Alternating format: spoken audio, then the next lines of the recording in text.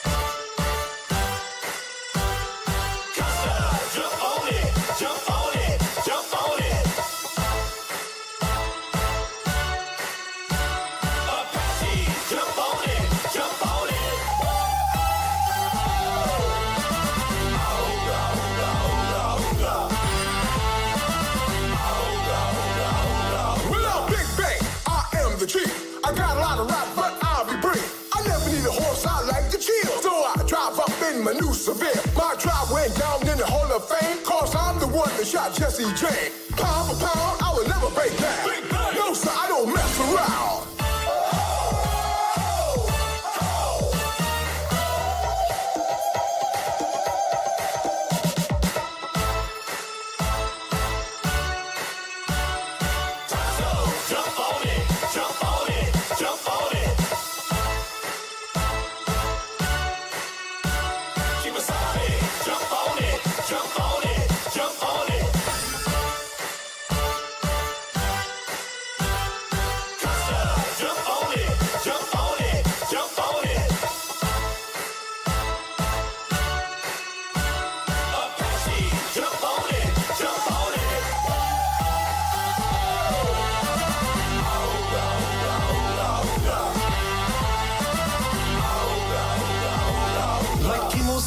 Of course it's me, better known as the Master G. Faculty squad sets the danger when you're stung by the rapping ranger. Had a little talk with my medicine man, said get them squads fast as you can. To all you girls that want to join my tribe, just move to the rhythm and feel my vibe. bit of a fuss. At the end you agree when you come inside my TP, cause I'm set the four. You can sense the danger when you're stung by the rapping ranger. With Silver and I take a ride, all you Chiefs better step aside. I see your squaws and run away. Heil Silver is what I'll say. Ho, ho, ho. Get it, gang.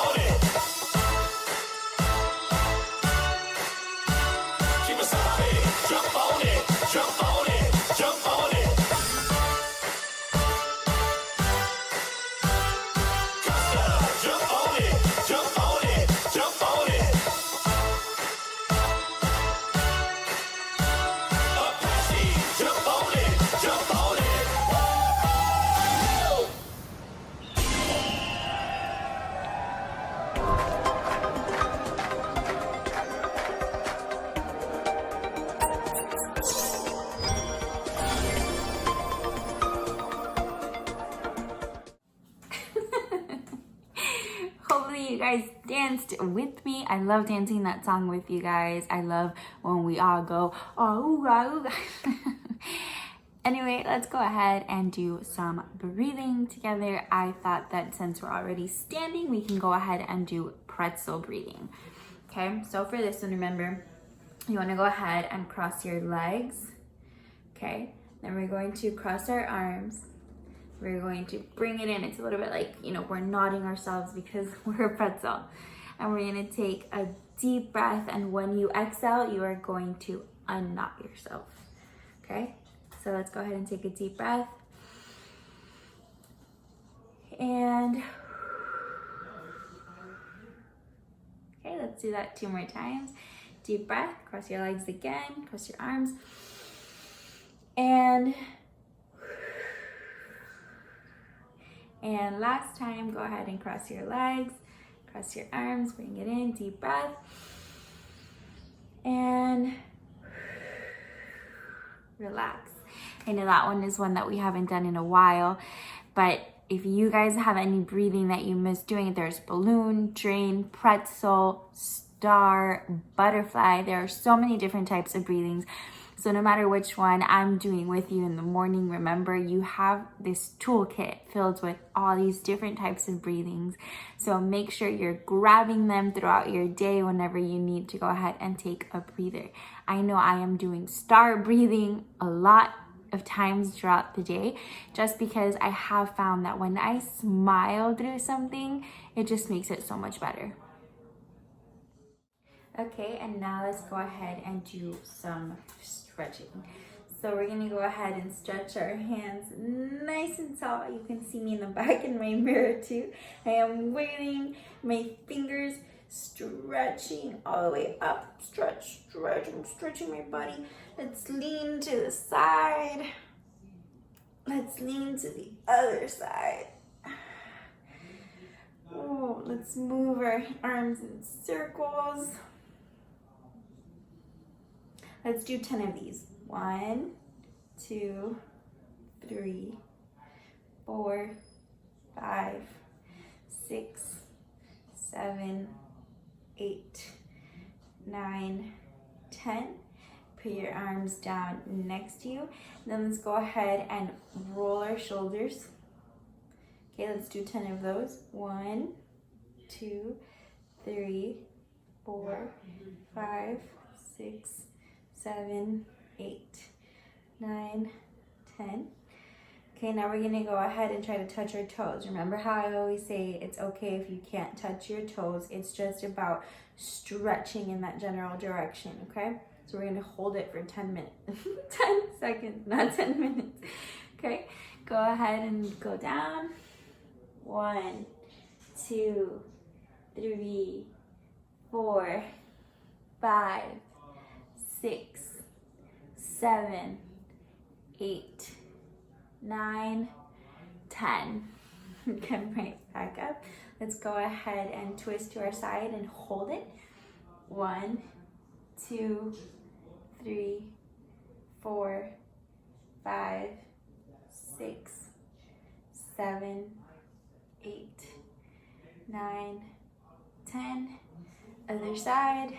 1, 2, 3, 4, 5, 6, 7, 8, 9, 10. Come right back to the middle. Let's go ahead and we're going to stretch our neck. So turn it to the side. Hold it with your arm if you need to.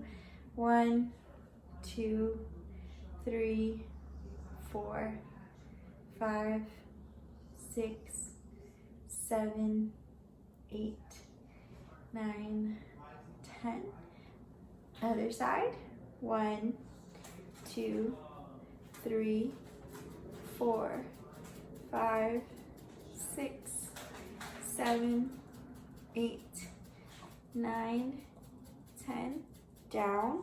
1, 2, 3, 4, 5, 6, 7, 8, 9, 10. And back.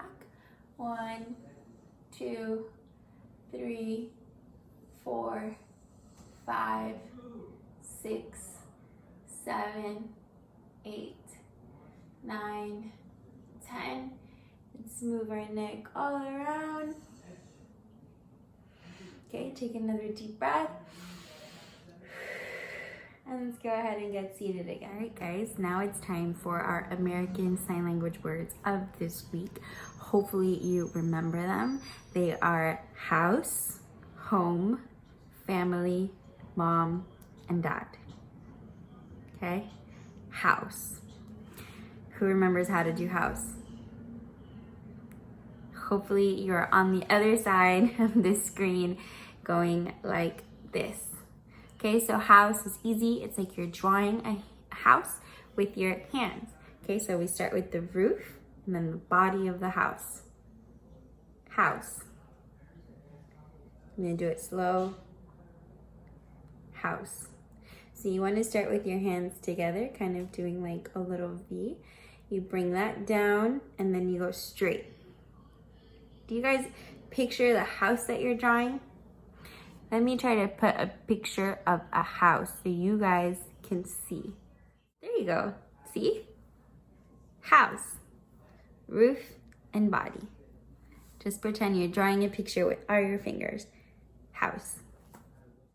Now, home is different, right? Because house and home are different words. So it goes the same for American Sign Language. So while this was house, home is actually this. So you want to make this shape with your hand like we've been practicing. You bring it up to your mouth and then up to your temple. Home. Home. Now, little side quiz, but who remembers why it goes up to your mouth and then up to your temple?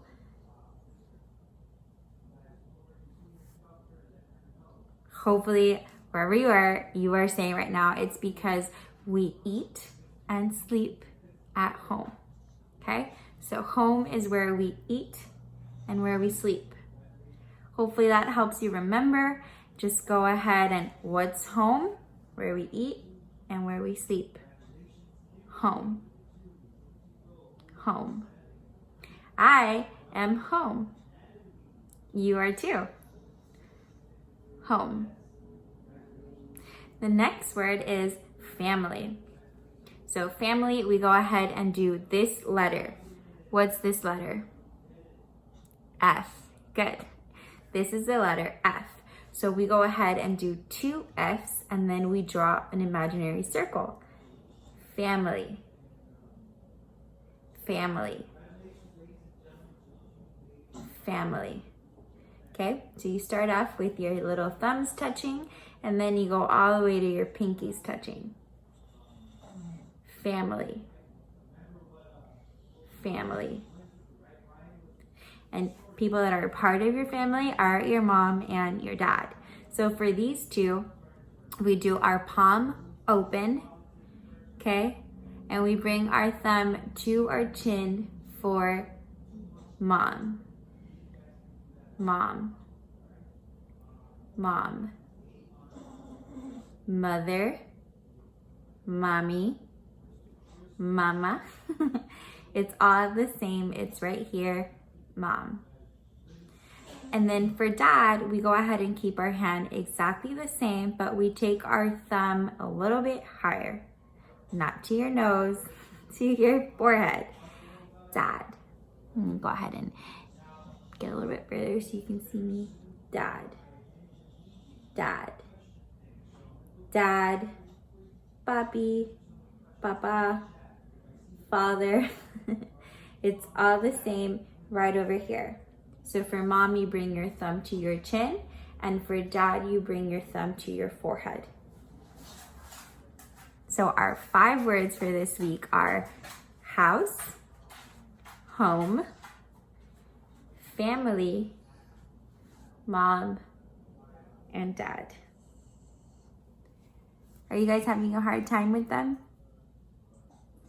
Go ahead and let me know on our Zoom call today.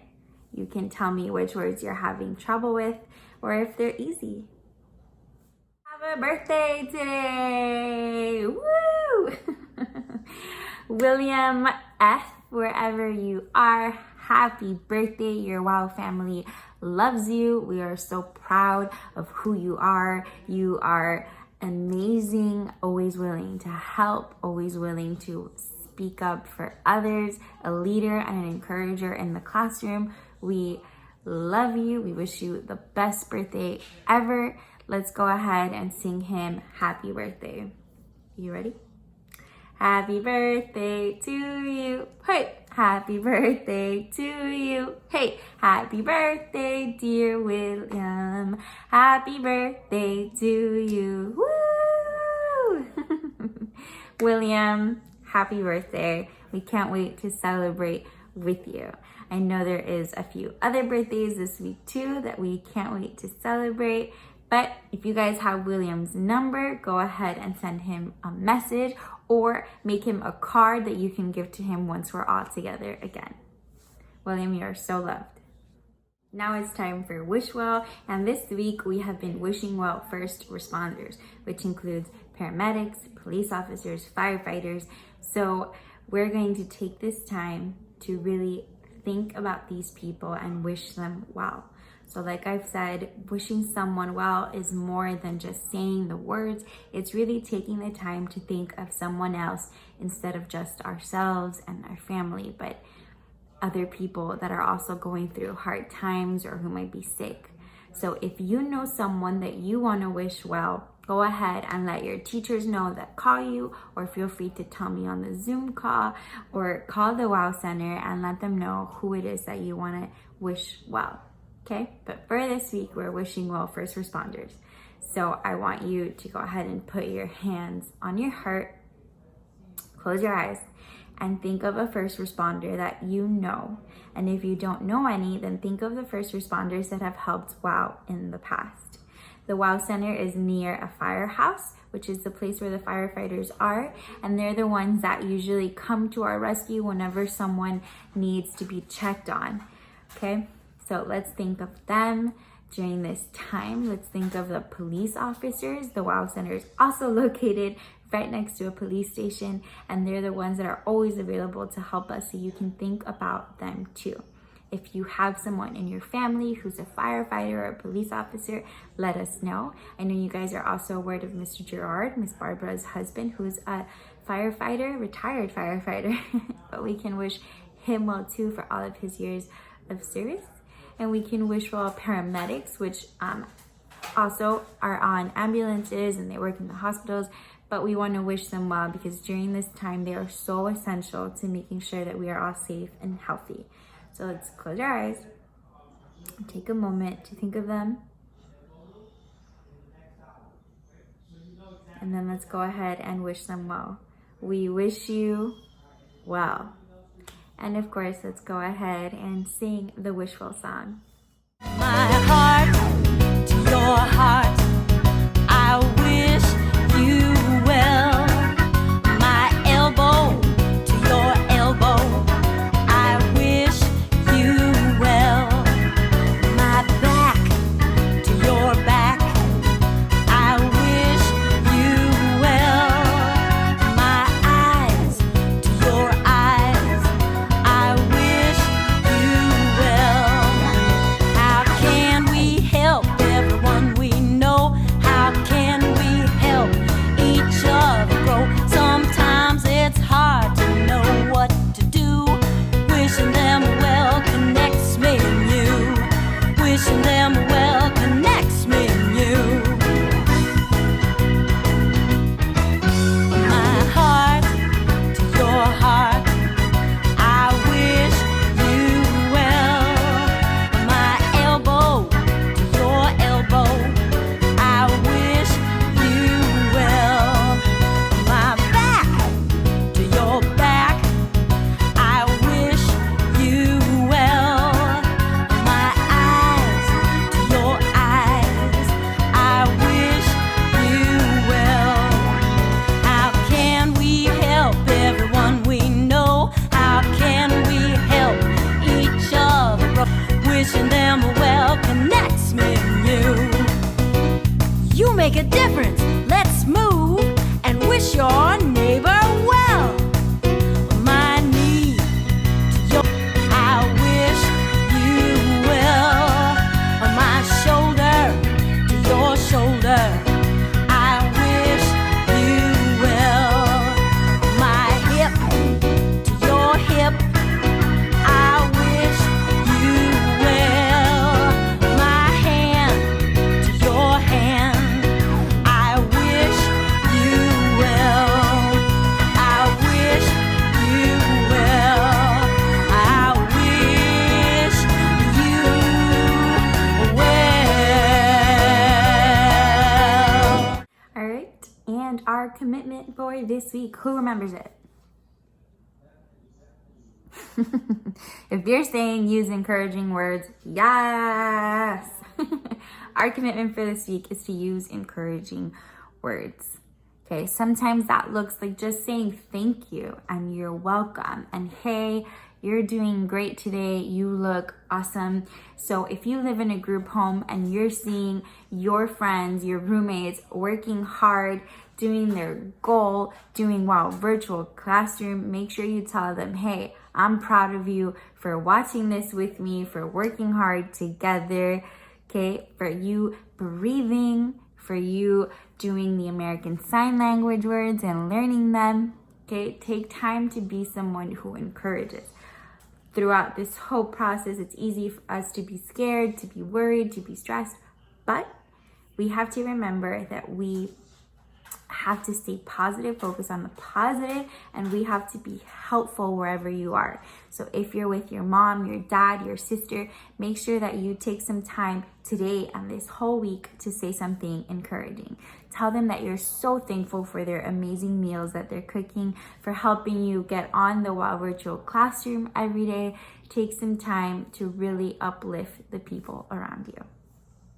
For current events, I just want to give you guys a reminder that it is Autism Awareness Month. And in celebration of Autism Awareness Month, we are wearing blue today during our Zoom call. So I know I'm wearing gray right now, but we should be wearing blue, okay? Blue. I'm gonna go change so that we can all wear blue in celebration of Autism Awareness Month, because it is a celebration.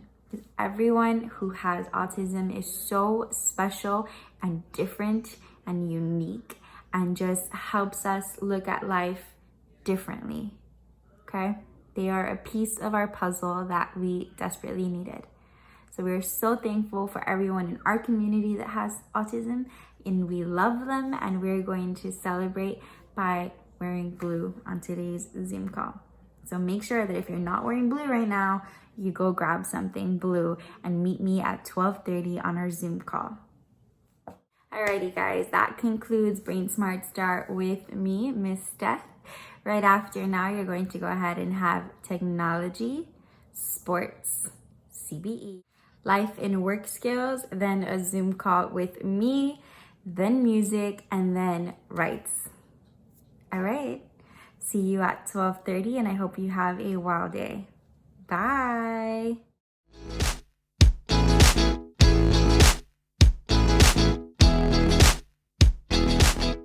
Hello guys, my name is Carlos. This is my little cactus. And this is the most beautiful garden I ever seen.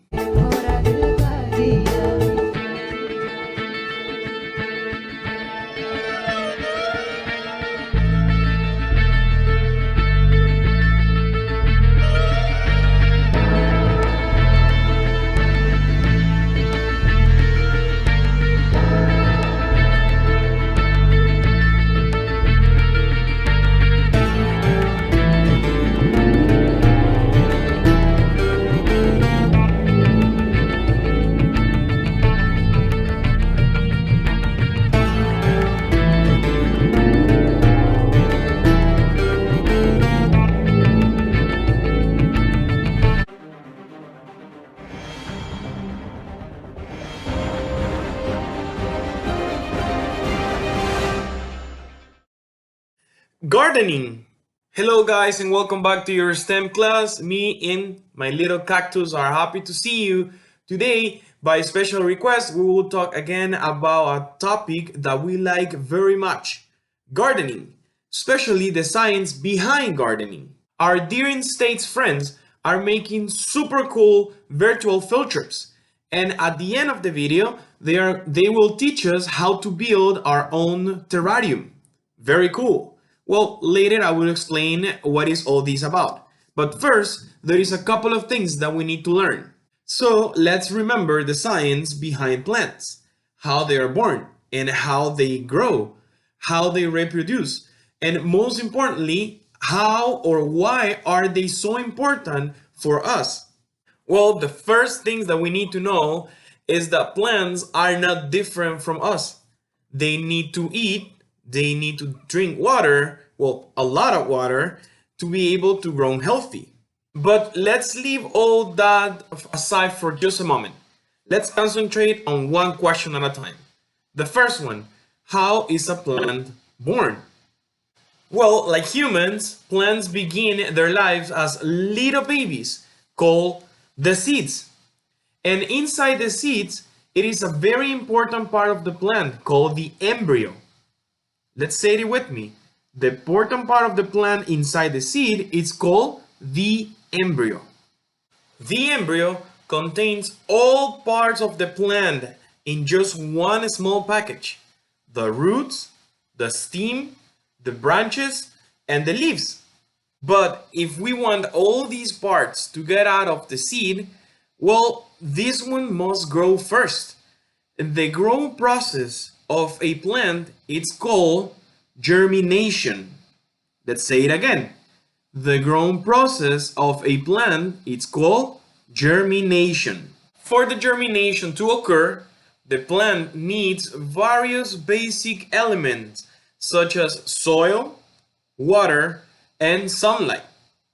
And when all these factors comes together, the plant may finally come out of the seed, just like this.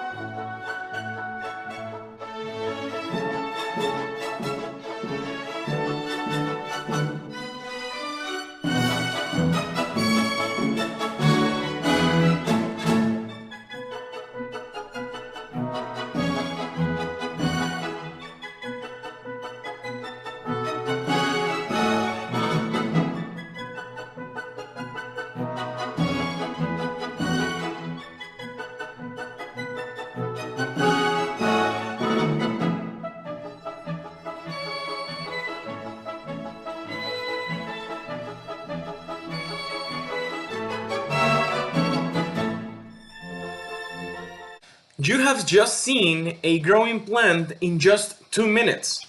In real life, it will take 28 days for a plant to reach that size. Well, since our plant grown already, let us study its different part. Just as we have bones, muscles, organs, arms and legs, well, plants also have different parts. Pay attention to this video for you to know better. Today, we will learn about the parts of a plant. A plant has many different parts, and each part has a set of works to do to keep the plant healthy. Plants provide us with food materials, medicines, wood, and they also convert carbon monoxide into life-giving oxygen. Amazing!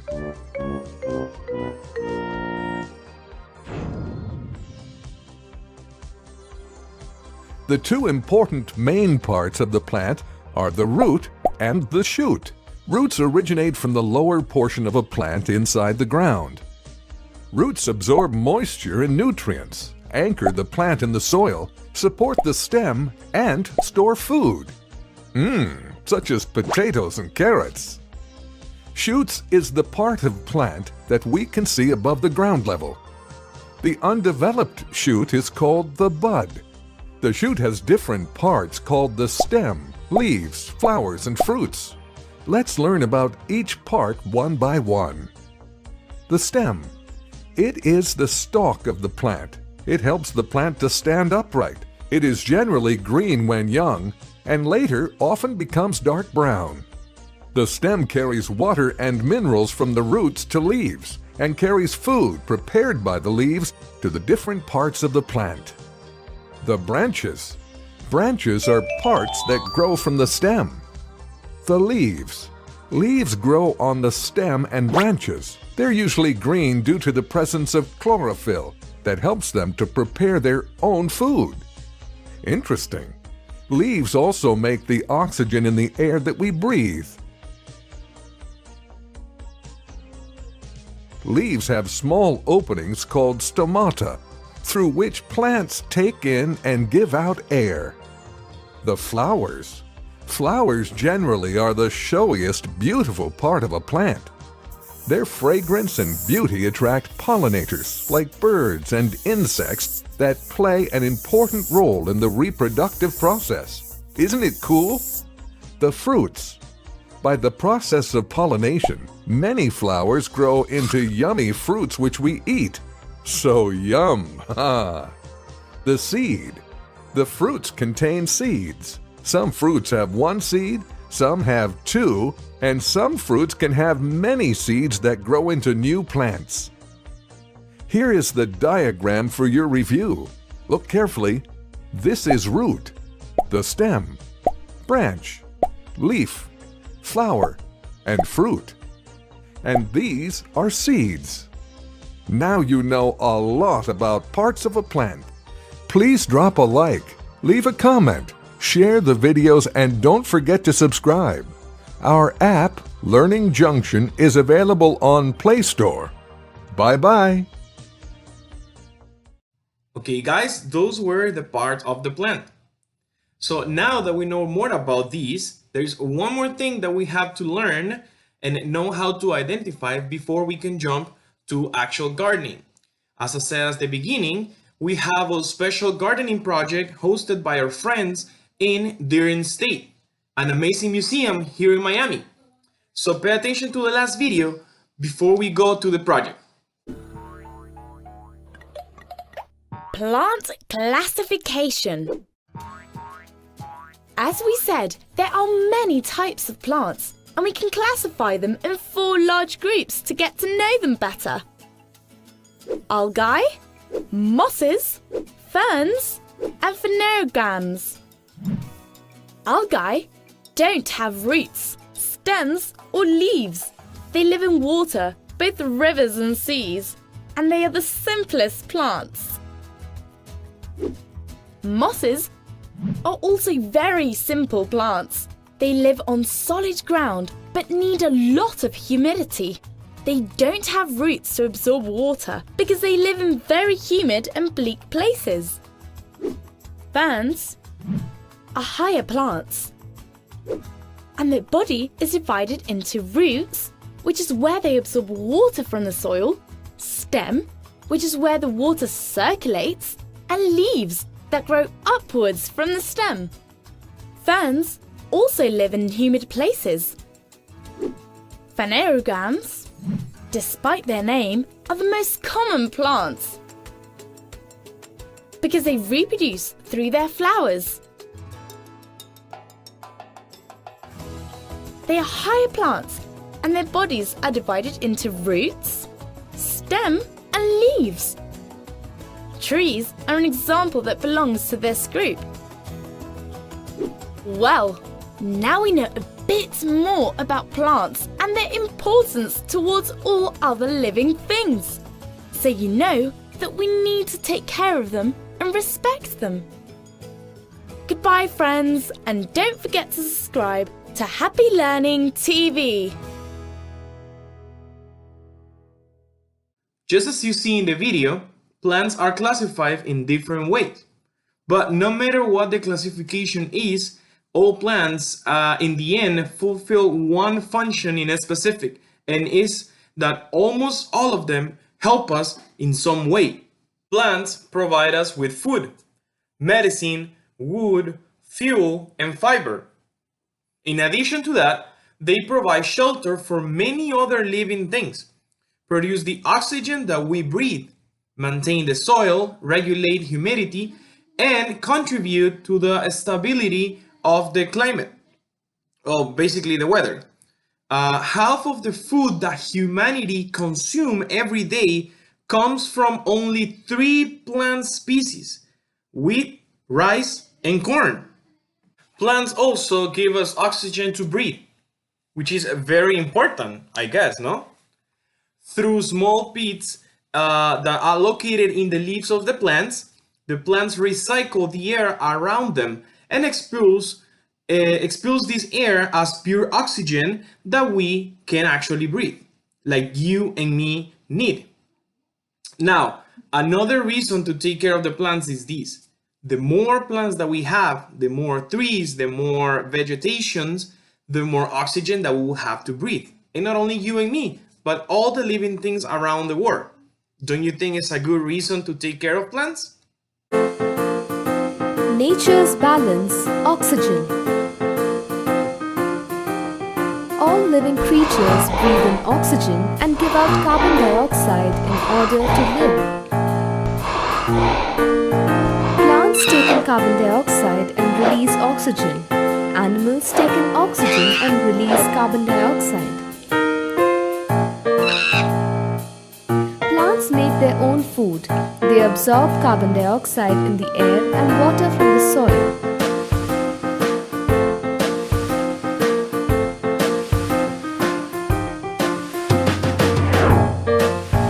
Leaves contain chlorophyll, which uses sunlight as a source of energy to break down carbon dioxide and water into food. Oxygen is released during this breakdown. This process is known as photosynthesis.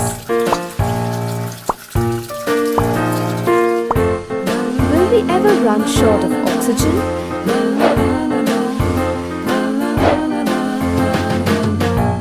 If deforestation continues at a rapid rate and no more new trees are planted, it could lower the supply of oxygen.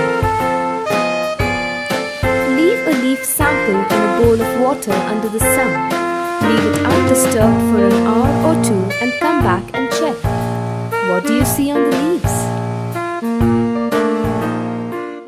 And that is why the plants are so important for us as well. Once again, plants provide from food, shelter, materials that we need to build our houses, and also oxygen, which is really important for all living things. Now that we learn more about plants, the whole reason why they're so important, and a little bit of gardening, it's time for our project. Once again, this is hosted by our friends in Durham State, an amazing museum here in Miami-Dade. Okay, I leave the video right here. It's really short, pay attention, and if you want, ask for help in your house and you can do it yourself. Well, with some help, because you're gonna need materials. Okay, enjoy the video, guys. As I said, our friends in Durham State are building a terrarium. They're gonna explain what it is. Pay attention. It was amazing to be with you. I wish you well. I'll see you next class. Bye. Hi, welcome to the Deering Estate. In today's virtual field trip, we're going to be focusing on the water cycle and its role in the ecosystems as we build a terrarium with a native plant inside.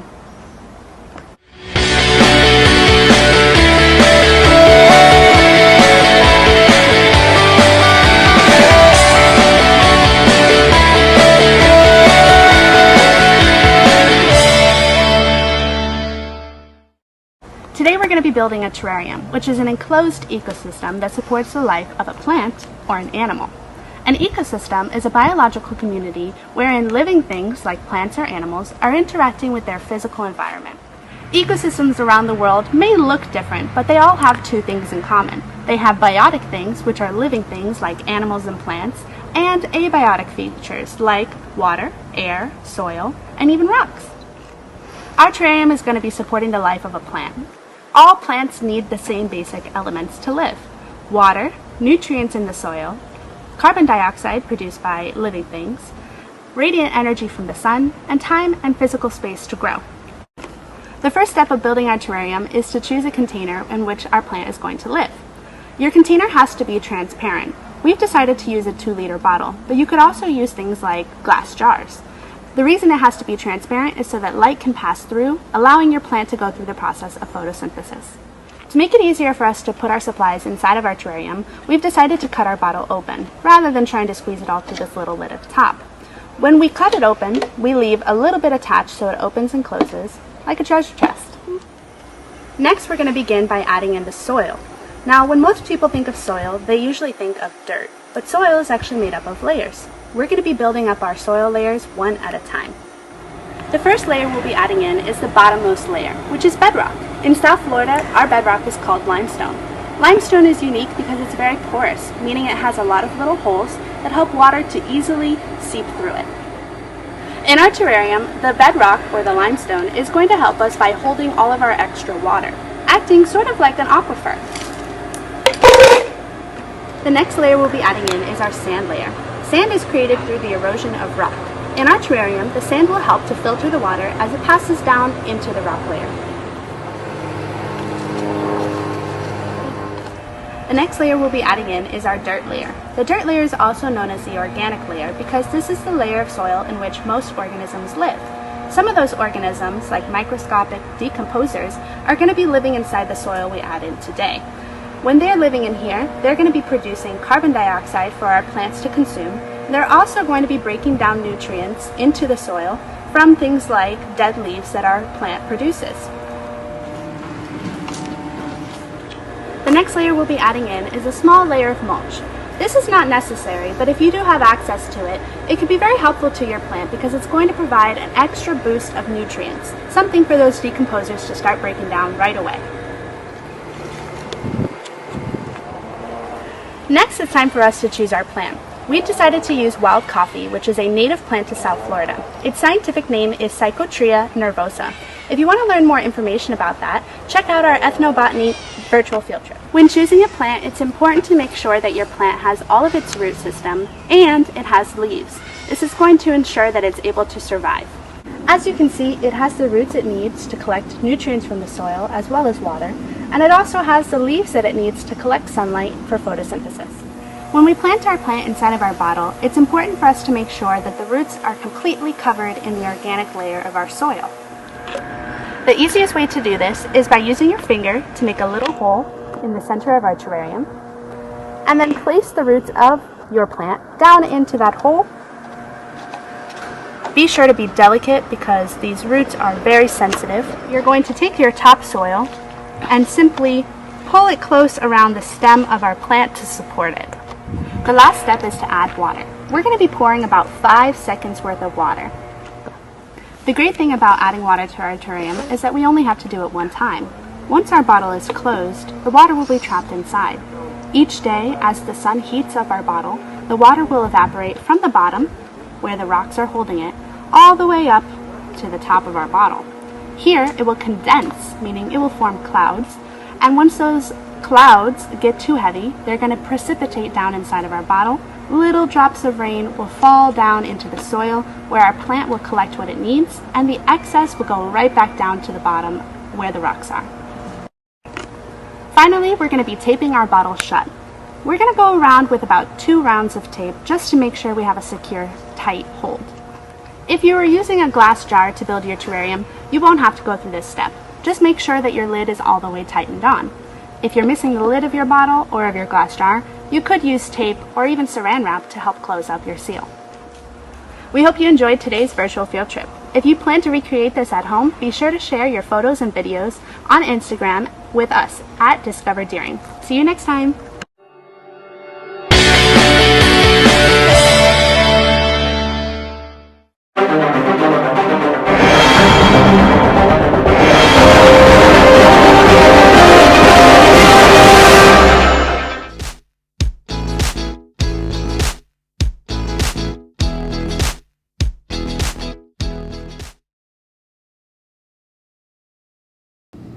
Hello guys, welcome to another Wild Virtual Sports and Fitness class.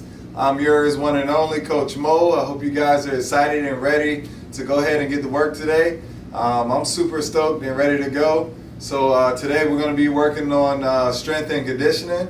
I hope you guys got your water ready, your towels ready, and let's go ahead and get started. Alright, are you ready? Because I'm ready. Alright guys, welcome back. Let's go ahead and get started. First thing we're going to do is do a light little steps and go ahead and get the blood flowing. Alright, we're going to go ahead and walk it out, alright?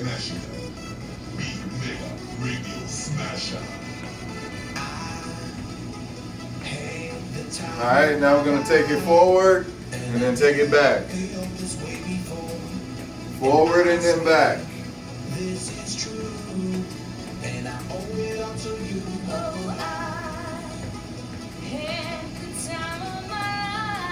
Alright, so now guys, we're going to bring it to the middle. We're going to put our legs and arms shoulder width apart. Alright, and then we're going to go ahead and do some squats. Alright, we're going to go ahead and do 10. Alright, so here we go. Ready, go.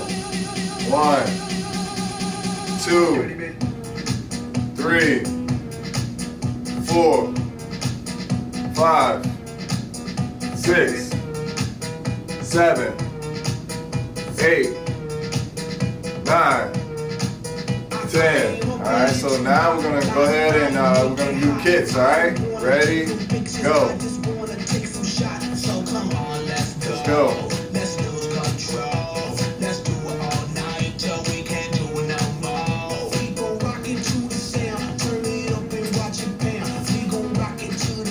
Good work, guys. Keep it going. Alright, now we're going to take that leg and go out. That's 2, 3, 4, 5, 6, 7, 8, 9, 10. Now we're going to go ahead and get in position. We're going to jump. We're going to jump forward and then take 1, 2, 3 steps back, okay? Come back and we're going to jump forward and 3 steps back, all right? And then we're going to do it 10 times. Are you guys ready? Ready, go.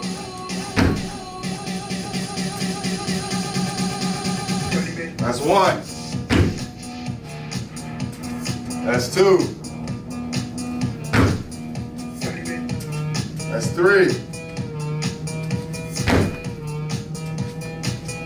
That's 4. That's 5. That's 6. That's 7. Come on, guys. Push through. That's 8. That's 9. Here we go. That's 10. You guys doing a great job. So now what we're gonna do is gonna take our leg, we're gonna touch our toe, we're gonna come up, we're gonna do the same on the other side. And that will be 1. Are you guys ready? Ready, go.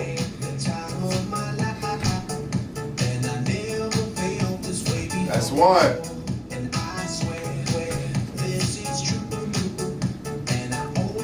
That's 2.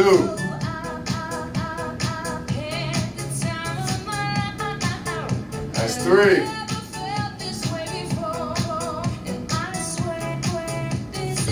That's 4.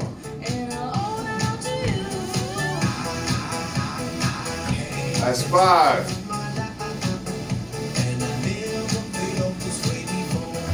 That's 6.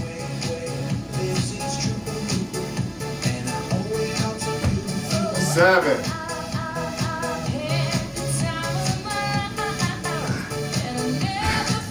That's 8. That's 9.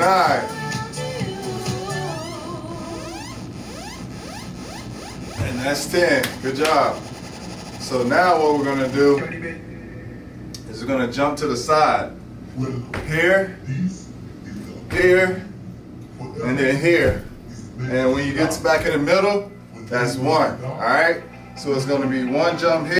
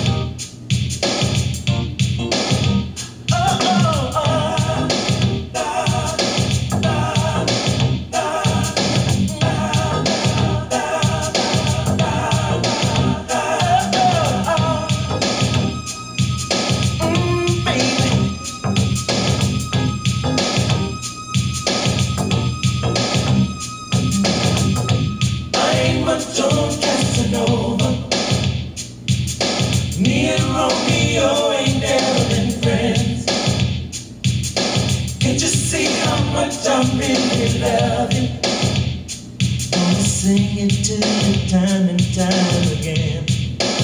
Oh, Casanova, Casanova.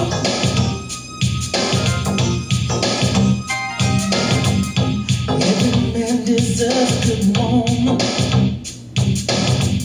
and I want you to be my wife. Time is so much better spent, baby, with a woman just like you in my life. So let me love you, say you put inside. I want to hold you, baby. So let me squeeze you. Don't you know that I'll get down on my knees for you, baby? You see, I ain't much on Casanova. Me and Romeo ain't never been friends. Can't you see how much I really love you? Gonna sing it to you time and time again. Oh, Casanova. Alright guys, welcome back from your water break. Let's go ahead and get right back into it. So we're going to pick it up by going ahead and a light jog. Alright? So here we go. Let's go.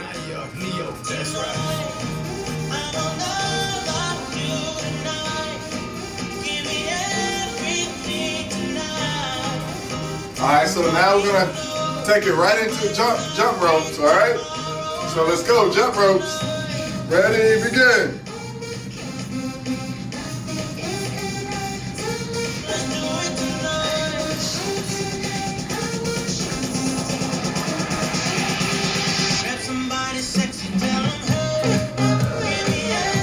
Alright, so now we're going to take it into left or right jump ropes.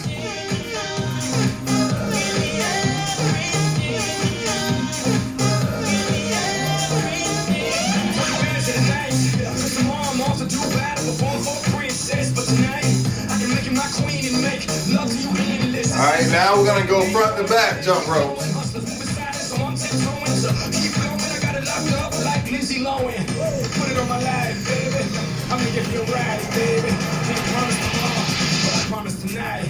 Alright, now walk it out. Gotta make sure you stay moving, stay active, alright? So now we're gonna take it right down to the floor. And we're gonna do mountain climbers, alright? So we're gonna bring our knee to our stomach and rotate them. Alright, are you ready? Begin. 1, 2, 3, 4, 5, 6, 7, 8, 9, and 10. You guys are doing a great job. So now we're gonna go right into jumping jacks. Alright, so here we go. Ready, begin. 1, 2, 3, 4, 5, 6, 7, 8, 9, 10. Alright, so now we're gonna take our legs, we're gonna go all the way out. Each leg, ready, go.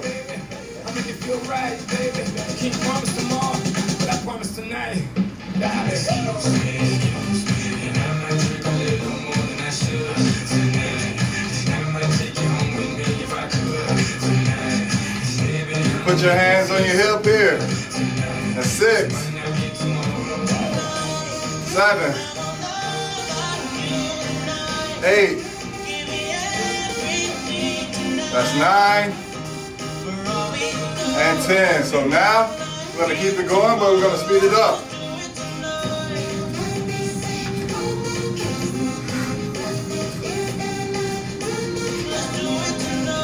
2, 3, 4, 5, 6, 7, 8, 9, and 10. Alright, so now we're gonna do mountain climbers. but here, so opposite arm, opposite leg, all right? So we're gonna rotate it. All right, are you ready? Ready, begin. 2, 2, 3, 5, 6, 7, 8, 9, 10. All right, so now we're gonna do some squats, but as we do our squats, we're gonna push out. All right, so in and out. All right, so are you ready? Ready, go.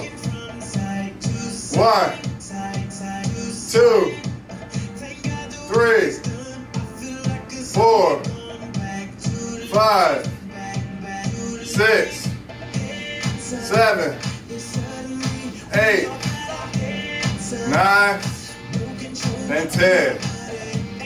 All right, now run it out. Let's finish strong, guys. Let's push through. We're gonna run for 2 minutes. Let's go.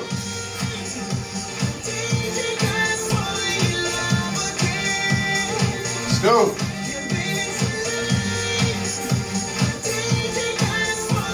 Woo. Let's burn that fat. Let's go. Let's shred it.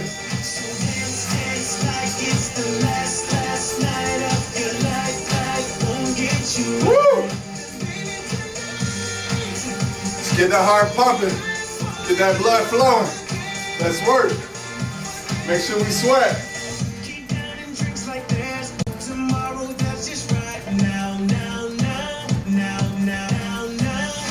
Let's go. Don't quit now. We at the end. Keep pushing. Woo. We're almost coming up at a minute. 45 seconds in.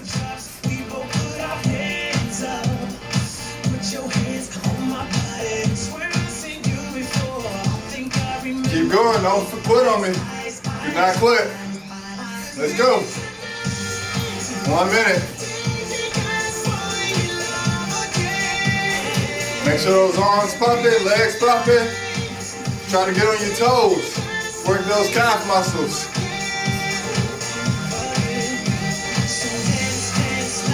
Woo. Let's go. We're at 45 seconds. Keep it going. Keep it pumping. Let's go. You got it. You can finish.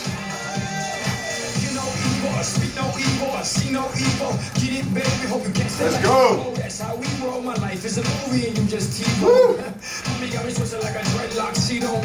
Yeah, 15 seconds. Let's go. Here we go. 5, 4, 3, 2, 1. You guys are doing an amazing job.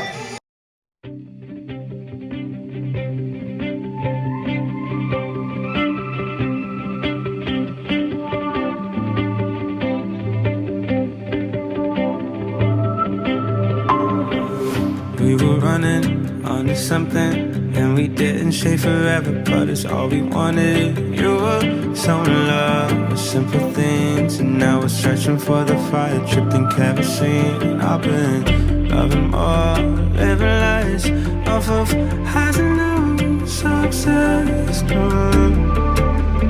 Couldn't get nothing. Well, we'll never run out. We'll be free spirits. Can you hear me calling? Oh, it's all or nothing when you're free spirits. Can you hear it calling? 'Cause I don't wanna live now, no, don't let me go. Is this heaven or Armageddon? I'll be getting high with you to watch the ending.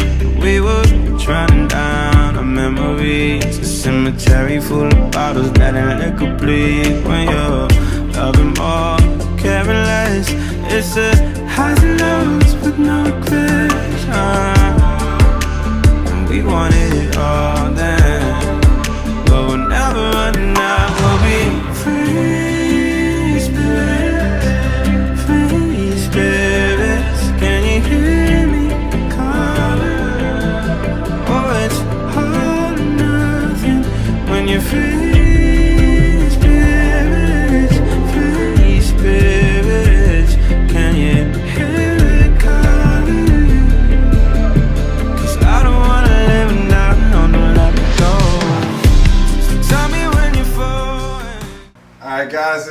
take a second and say thank you guys for watching the video.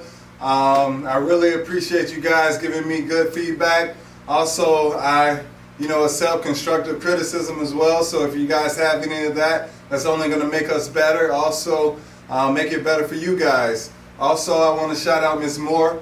Thank you. I appreciate you working out along with the videos. I'm glad you guys have not only yourself working out, but your siblings, your family members, your caretakers, your nurses, all that. Make sure when Mo's video is on, you say, come on, let's go. Let's get this work in. Let's burn that fat. So I like that.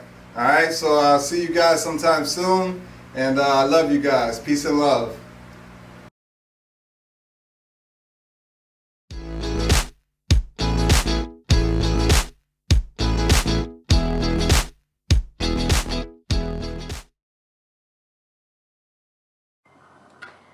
Hello, Susie here.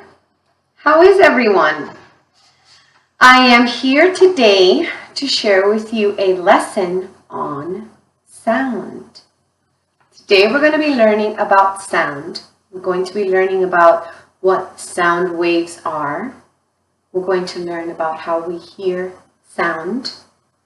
And we're also going to be learning about acoustics. Acoustics is the way a shape of a room affects the way sound travels. And acoustics also has to do with the way the shape of a certain object helps sound travel. For instance, when you're talking through a paper roll. Have you ever put your face up against a fan and tried to just say, ah? What does that sound like? It sounds like vibrations, right? Well, that's because that's what makes sound. What makes sound is the way that air molecules collide with each other. And the way that we can hear it is because inside of our ears we have a tiny little drum that vibrates when we hear sound. And inside of our ears there's also tiny hair follicles.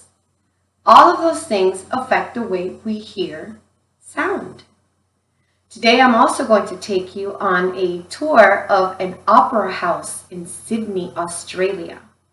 So we're going to get to have a little bit of a vacation, and we're going to travel way down under so that we could hear what that opera house sounds like.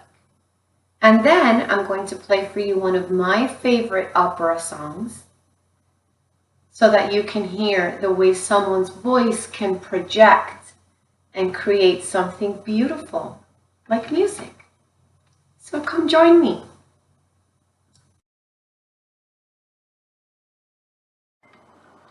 So before we get into our experiment, we're going to talk about what is the difference between music, for instance, and noise. Music and noise are both just sounds. The main difference is that music has an established pattern to it.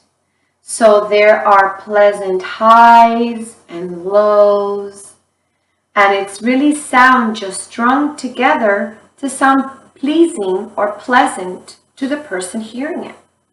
The difference between a pleasant sound and an unpleasant sound mostly just depends on who's hearing it. For instance, older people might think that the music you like is noisy, and they might not appreciate it.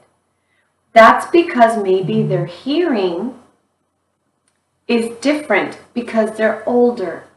So that drum inside of their ear might have a different shape, it might be looser, and there are a lot of reasons that somebody that's older might find something you enjoy just noisy. Somebody might walk into a room full of people laughing and having a good time and think that it's too noisy. Again, that just depends on the person.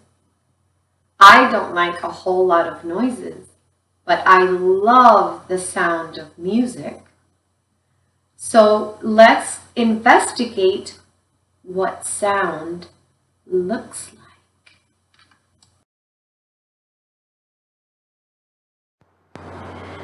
So I'm in a different part of my house. You might notice that this room sounds different than the room I normally film my videos in. And the reason is because the acoustics in this room are different. I have, for one thing, a lot more furniture in this part of my house. In the room where I normally film, I haven't got very much at all. It's pretty much an empty room. And that dictates the way the sound waves bounce off the walls and what that sounds like to you and to me. So today I have my guest helper here, my son Harris. Say hi, Harris. Hello. And Harris is going to be helping us with a little experiment so that we can demonstrate what sound looks like. What do the sound waves do to the environment around, to the air, to those air molecules? So we've got here a bowl. It's just a simple household bowl. Harris, can you say hello into the bowl? Hello. Hello. As you can see, the sound is different. Yep. On the bowl than when I'm normally speaking. Why do you think that is, Harris? That's because the sound waves bounce around the bowl, muffling the sound coming out of my mother's mouth. Very good. That's true. He's absolutely right. So what we're going to use for our experiment today is just a simple household bowl that you might use to mix a snack in. Maybe a bowl you use to mix the snacks that Barbara's been making, which all look so yummy. Or maybe you'd put ice cream in there to have a nice dessert. Maybe. It is spring, so it's time for ice cream. Yeah. We're also going to use some cling film. Or cling wrap. And we're going to use some kosher salt. So the very first thing that we're going to do is I'm going to cut a piece of this cling film. Enough so that it goes around the whole bowl tightly. So Harris, can you help me put this on the bowl? But of course, Mother. Okay, and we want to get that nice and tight. Tight, so the surface is nice and around there. Yeah. So as you can see, I am holding tightly. That cling film. Kind of tricky because it doesn't always work very well, but we're going to do our best. Cling film likes to stick to itself, so try and get a good long piece and wrap it around so it touches itself. Like that. Very good. So now Harris is going to take some of those crystals and put them in his hand. And then we're going to put them, see it's tight like a drum? Can you hear that? That's because the sound waves are bouncing all around the whole thing. Very good. So I'm going to put a bit of salt in my hand, not much, just a little bit. Just about this much. Very good. And we're going to put that on top of our bowl.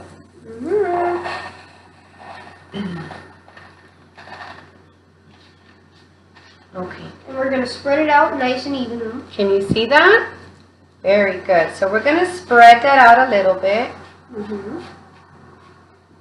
And now Harris and I are going to make some sounds and see what happens to the salt.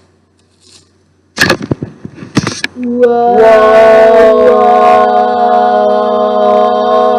Whoa, whoa, whoa. Harris. Susie. Harris. I don't know if you guys can see, but the little salt grains on the outside are bouncing up and down. Let me see if I spread this out. And those salt grains bouncing up and down, that's called vibration. And that is caused by the sound waves bouncing. Very good, he's right. All right, let's try this again. Wow. Wow. If you can listen carefully, you can hear the salt bouncing on our surface here. You could also hear our voices slightly rippling. That's right, because it's interfering with all of the little salt flakes. So let's try one more time. Wah, wah. Did you hear that? And if you look very carefully, you could see the little salt granules dancing all around the surface of our ball. So the reason they do that is because, as Harris said, the vibration from the sound that we're creating is making the granules dance on the top of this ball. I'm going to include in the packet this experiment, and maybe if you like, you can try it at home. It doesn't need a lot. All you need is salt, a bowl, and some saran wrap or cling film.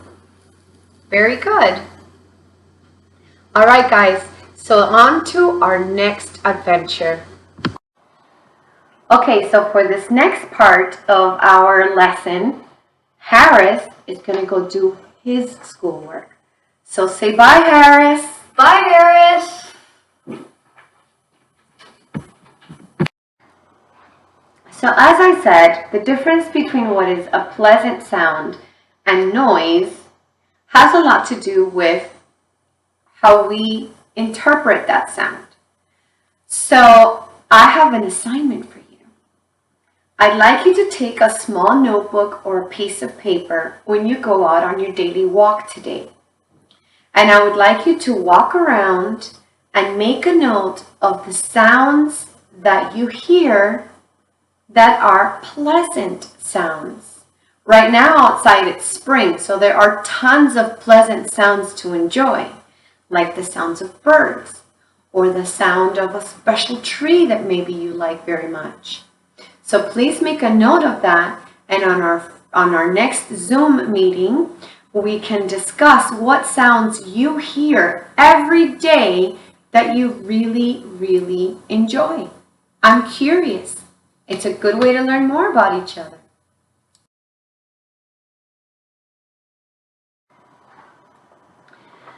So as I was teaching you about acoustics, acoustics is the way the shape of something makes that thing sound.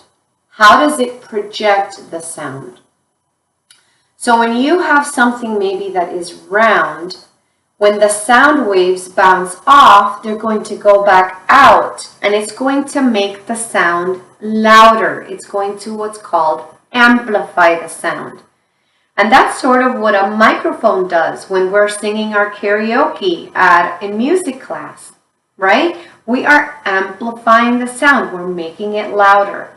So there are places like opera houses that are built specifically so that the sound goes out into the audience.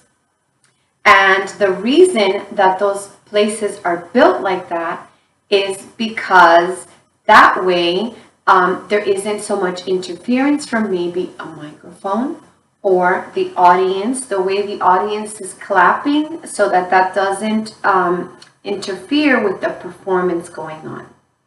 So we did our experiment with the round bowl earlier, just joking, to see what it sounds like, right? It kind of sounds like I'm muffled, right? But if I hold it further away, then my voice sounds louder. If I hold it close, my voice is muffled. If I hold it further away, my voice sounds louder. And that's because the sound waves are having more space to hit the bowl and bounce back out at me. If I do it into this glass, I am much more muffled. You can barely understand what I'm saying. That's because the glass is long and it has an irregular shape at the bottom. And then, if I use this square, it sounds different again because it is a square. So the sound waves are bouncing off every corner. There is a beautiful opera house in Australia, and it is famous the world over. And part of the reason it is famous is because when it was designed to be acoustic, because there were going to be a lot of concerts there, and they hold operas there. And for opera, The singers usually are not standing in front of a microphone. An opera is very much like a play. So in order for the opera singer's voice to carry, the place has to have really good acoustics so that when they sing, their voice carries out over the audience. Well, making that opera house acoustic in a unique way meant that it was going to look different. So the architects decided to not hide the acoustics of the place, but to sort of highlight it in the way that they built the building. And this is a photo of that opera house, of the Sydney Opera House. So right now, we're going to go on a tour of the Sydney Opera House. I hope you enjoy your little vacation to Australia. Good day, mates.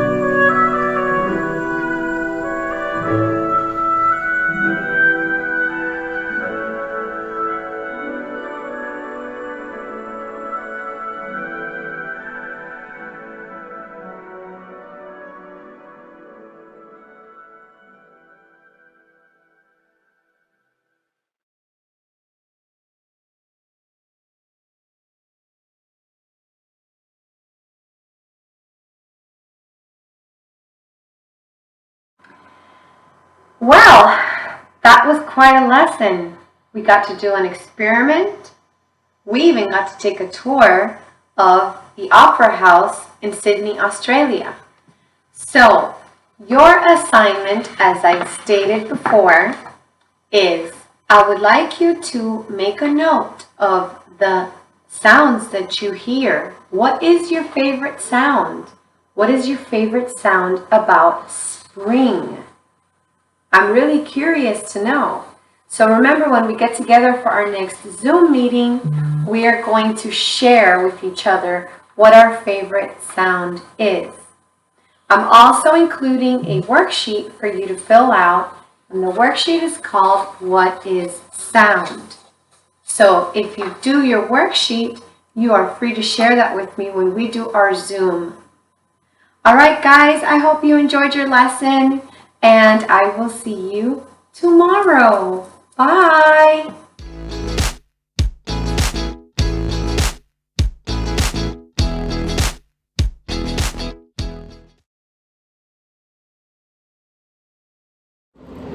Hi guys, happy Wednesday. So today we're going to be making Rice Krispie treats.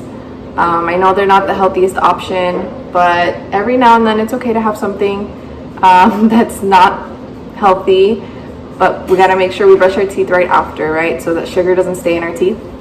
So if you guys want to do this at home, you're going to need the following ingredients, okay? You're going to need margarine or butter. You're going to need some marshmallows, the small ones, or you guys can get the jumbo ones as well. You're going to need Rice Krispie cereal, the most important part. You guys can use the fruity ones or the chocolate ones as well. You're going to need something to mix everything. It can be a spoon or something else. And then you're going to need one of these to mix everything. And last but not least, you're going to need a pan to put the Rice Krispie treat in, okay?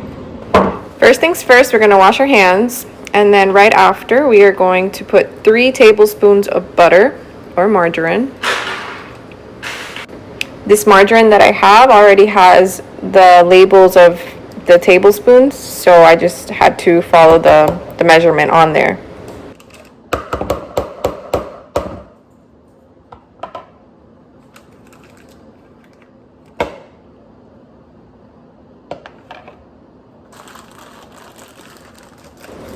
Next, we're going to put 4 cups of the marshmallows.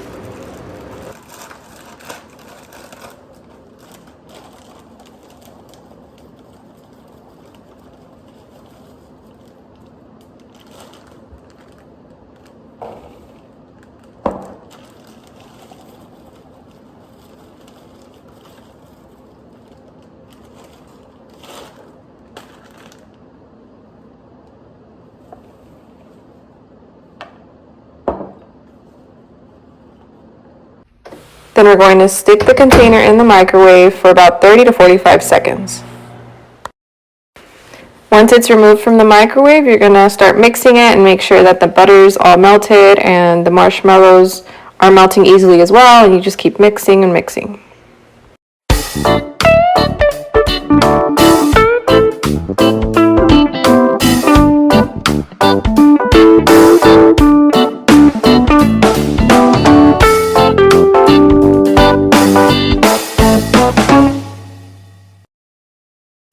Once the butter and the marshmallows are mixed well, we're going to put 6 cups of Rice Krispie cereal and just continue mixing until everything is mixed properly.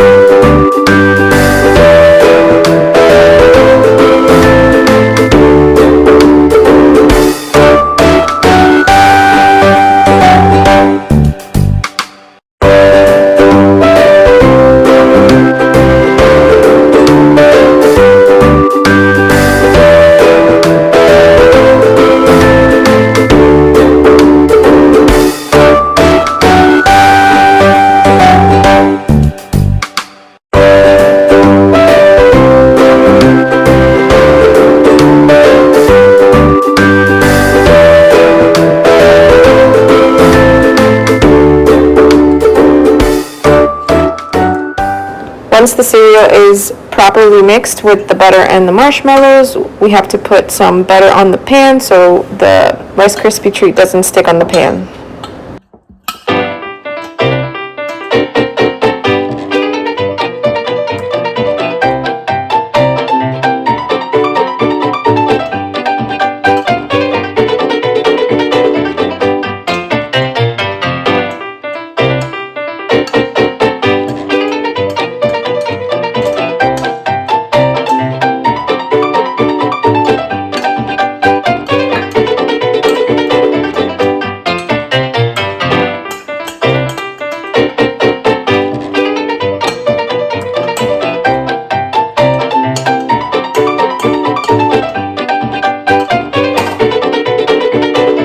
So once we've finished putting the butter on the pan, we're going to go ahead and put the Rice Krispie treat into the pan.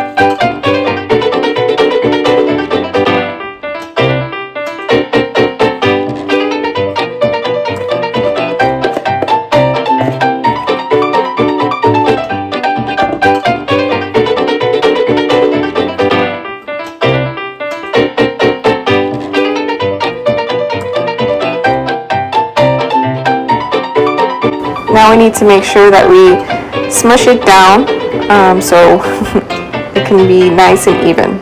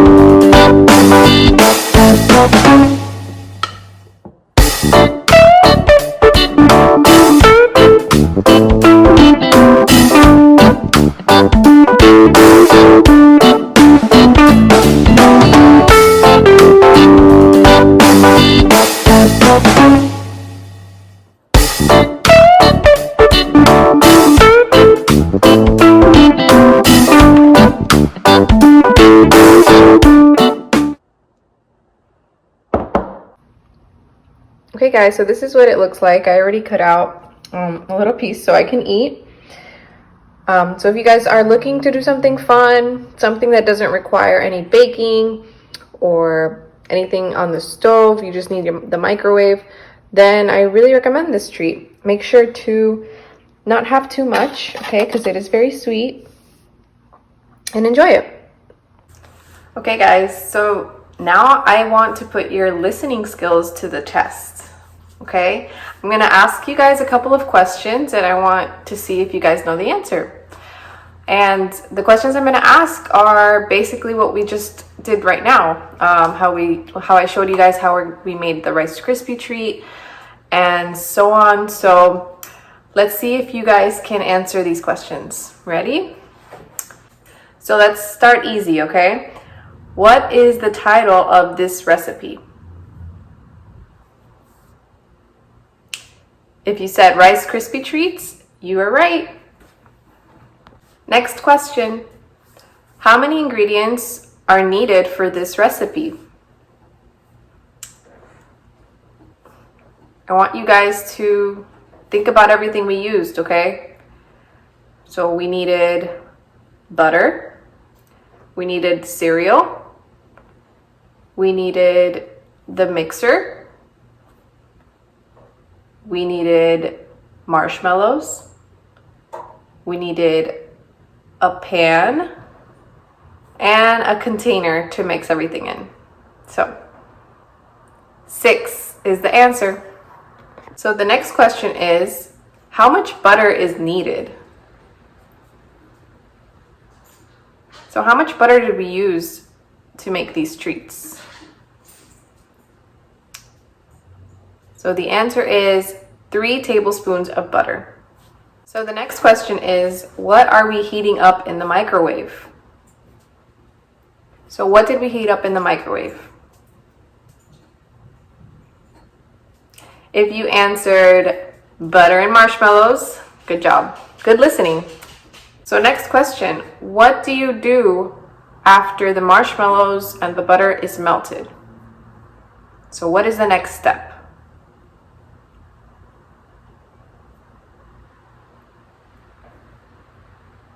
We add on the Rice Krispie cereal, okay? Next question is, what do you coat the pan with? So what are we putting on the pan so the Rice Krispie treat doesn't stick on it? Yes, butter. Okay guys, so last question. What do you do after the treat cools in the pan?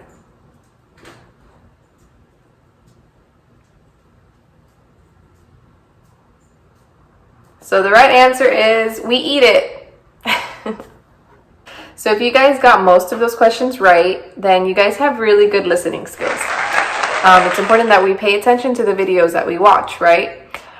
So the next thing we're going to do is watch a video of how we can practice good hygiene while we're cooking or baking. It's important to stay safe and make sure there's no bacteria in the food that we're eating, okay? And then after, you guys are free to journal or maybe write down things that you want to learn to bake or anything else like that. See you next time. Welcome to Home Arts, everyone. Before we begin cooking, we need to talk about how to be safe in the kitchen. Before cooking, you should always roll up long sleeves, put on an apron, and tie back long hair, because no one wants your hair in their food. Please keep dirt and germs out of our food. Wash your hands for 20 seconds with warm water and soap before cooking. Always wash your hands after coughing or sneezing. Keep your workspace clean and organized by washing your dishes as you go instead of leaving them all to the end of the lab. Make sure the oven and stove are turned off when not in use and do not leave them unattended.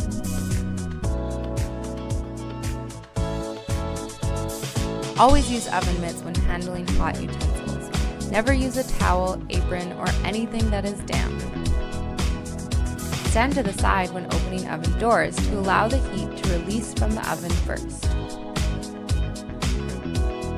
To avoid steam burns, remove the lids from hot items away from yourself and make sure handles are turned inward. Never throw water on a cooking fire. This is very dangerous and can result in serious injuries. To safely put out a cooking fire, smother the flames with the lid or baking soda and turn off the heat. If clothing catches fire, lay on the ground and be covered by a fire blanket, or stop, drop, and roll. For minor burns, run the affected area under cold water until the pain is gone. Always let a teacher know if you are hurt. When using a knife, keep the tips of your fingers curled in to avoid accidents. Carry a knife with the blade pointed down and at your side. Always let people around you know if you are carrying a sharp object. Pass someone a knife by the handle or place it on the counter for them to pick up.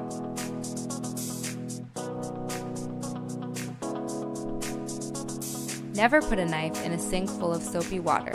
It is difficult to see and someone could get hurt. Clean up spills right away so no one slips or falls.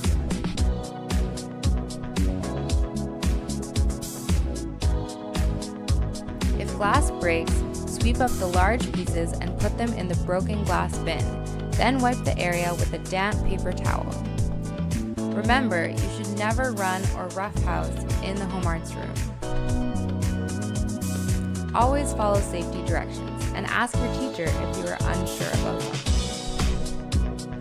Now you're ready to cook. Happy cooking, everyone!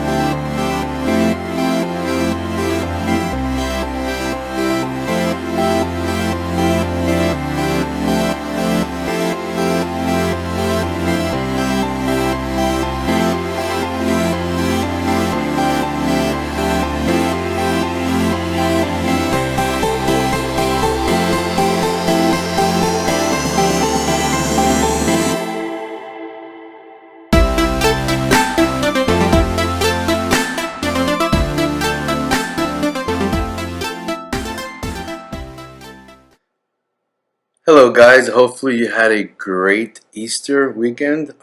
Today we're going to go over a support system, my support system. So you're going to see the document up on the computer, and you're going to see that it has several spaces, right? It says my support system. So who's your support system? Mom, dad, manager at group home, a buddy, a teacher, a brother, a sister. Okay, so if you look at the system, right, it says name, contact information, how they can help me. Is it my money buddy? Is it the person that I trust with my money? And the other one in gray says contact information, how can they help me? So you have another person. It can be a person that you trust with information. It can be a person that you trust with a secret that you may have, right? Next, you have another person there for a support system. It can be your teacher, someone you go to for advice, for school help, or anything else that you may need. The next is you'll see the blue section there. And that blue section is for another contact person, right? That would be another contact person that you can trust for, it can be things that happen with your friends. Maybe you need a little counseling from them. Okay, so my support system, the people in my support system are there to help me make good choices and give me advice. I might call them when I am not sure about what to do and ask for the advice. Sometimes it may be about money, sometimes it may be about other things. These people are there to help me, but are still not my confidential person, and I still should not share my confidential information with these people. So these will be your friends, people that you can trust with everyday news, everyday information. If you really need someone to help you, you know, those are the confidential people that can be your mom, your dad, brother, and sister. Okay, so just going over a couple people that could be your support system. So let's go over again. It could be mom, dad, brother, sister, teacher, doctor, friends, and anybody else that you feel that is in your circle of trust. Okay, so now we're going to go off and we're going to play a little game called the red flag game. Okay, so let me go over the instructions first. Okay, and you're going to see now on your on the computer it says the red flag game. Okay, the red flag game. Excuse me. Each player is going to answer a question. So you guys are the players. I'm going to pull out the card. I'm going to read the card, and I'm going to identify what's in that card, and you're going to tell me if it's a safe card or a red flag card. Meaning, if it's safe, you can accept, you can say yes. If it's a red flag, that means it's not good. We're not going to talk to the person. We're not going to accept something from that person, and so on. Okay? So I'm going to pull out a few of them. We're going to go over this activity together. Okay? And I want you guys to brainstorm. I'm going to give you a couple seconds before I give you the answer. Okay? So let me put up the red flag game. You'll see it up. Sometimes there's people in the world who may want to try to take advantage of you. There are a lot of different ways that people can take advantage of you. They can pretend to be your friend and ask you for things or money. They can ask you for personal information that they can steal your identity, like your social security card, your passwords, PIN numbers. Sometimes it could also be people online or over the phone who try to trick you into giving them information that you will let them get your information. So basically, they're going to trick you to get your information. It's something you don't want to do. And now that we're all on the computer, we're all getting techie, you're going to find that there is people out there that will try to steal from you, and you got to make the right choices, right? Making the right choice will keep you safe. It can be hard to know or figure out who you can trust and what information you can share. This is hard for everyone. Almost everyone has had a problem with others taking advantage of them at this point. Everybody has, even myself, right? We all have. Someone always tries to sell you something for, a good deal, and it's really not a good deal. Even though this may be hard to do, there are some warning signs or red flags to look for when people want to stay safe. So if you want to stay safe, there are some red flags to look for. In this game, you will work to guess the red flags to look for what to do if you notice a red flag moment. You will also work to find safe moments that will help you as you go through life. So we're gonna have both. You're gonna see some red flags, and you're gonna see some safe moments. Okay. Let's go over some key words on this next page. Key words. So if you look at the page, it says red flag words. If others say these words to you, it may be a red flag. So they may say, "Why not? I need this information now, but I'm your friend. If you don't do this now, you will lose the chance to win this prize." Those are some red flag words. They're trying to make you make a decision really fast. They're trying to get information from you really fast. Let's go over the safe words in the middle. If others use these words, they are more than likely safe. Is it okay? I understand. Is it okay if I need to think about it? Why don't you think about it? So they're giving you time to go ahead and get the information, think about it, and not have to make a decision immediately. Okay? Next. What can you say? These are some things that you can say if you don't feel comfortable and think another may be trying to take advantage of you. You can say, "I'm not comfortable sharing that information," which is very nice and polite. "I don't share that information online," which is very smart. "I need to check before I share that information." Very good. You would go to an adult, to your mom, dad, brother, sister, someone that is going to give you the right info. "That is confidential information and I don't share it." Excellent. Yes.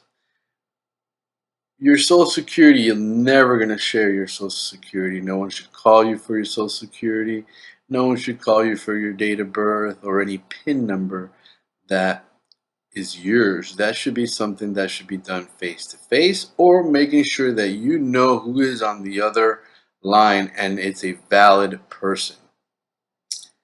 Okay? All right, so we're going to start playing that game now. Okay, so I'm going to pull out some cards. I'm going to give you a few seconds, and you're going to tell me if it is a red flag or is it okay to give the person the information. Another person that you see every day at the bus stops asks you to borrow your phone to make a call.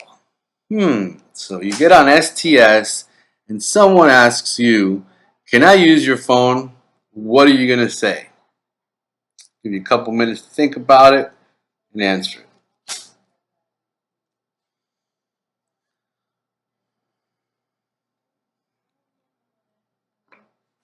All right, another good one. You get an email that says, "You are late paying your Netflix bill and they are going to disconnect your access if you don't not immediately click on the link below to pay your bill." So they're asking you to pay a bill. It may be paid already, and it's a link that you have never used before. Are you going to pay, or are you going to leave it alone and pay when you normally pay and how you normally pay your Netflix?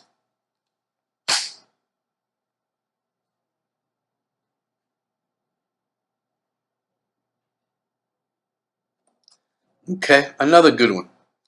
You are at Walmart shopping during the holidays.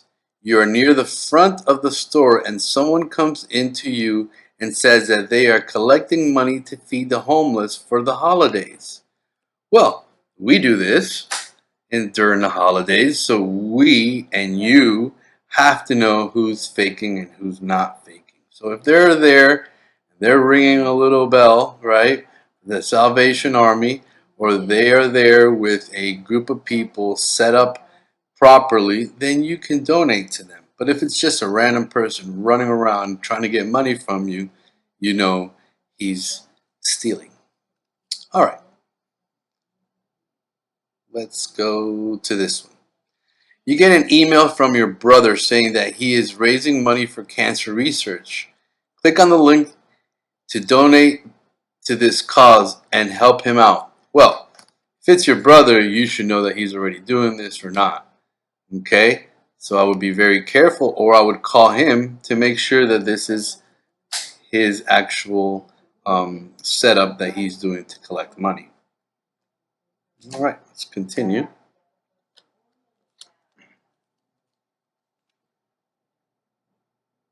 Okay, another good one.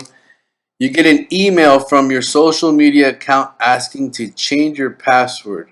Just click on the link and reset for security purposes. That's a no-no. That's a red flag, right?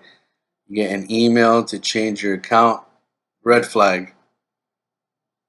Okay. Move on to the next. Another one. And these are the little cards I'm reading. Okay. A friend at school or work asks you to buy them something and they will pay you back. That's a tough one, right? I think we've gone over that before together. Well, that's a tough one. You can say yes if you trust the person, or you can just say no, I don't have the extra money.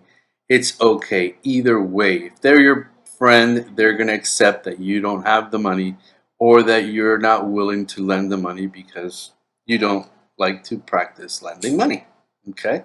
And that's okay. If they're your good friend, there should be no reason why they get upset at you. If they do, well then they just learned a very good lesson themselves. Okay? Alright, this is an easy one. A stranger at the library asks you to borrow your phone because he's almost dead. His phone is almost dead. And they need to call someone to come pick them up. That's a tough one too. But if it's the library, you shouldn't be on the phone in the library, first of all, right? And second of all, he can use the library's phone, not yours. So think about that one. Let's get another good one. A lot of email ones because that's where most of the theft happens, through emails. Alright, you find a website that offers you a free 3-month membership. You decide to open an account and they ask you for your credit card information.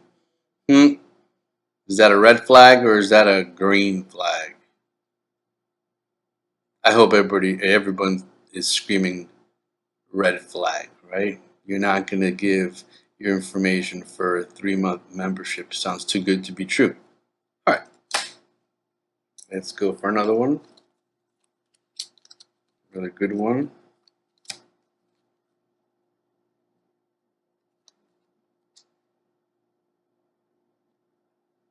Alright, this was a good one. A person in class asks you to borrow some money for lunch. It's similar to the other one.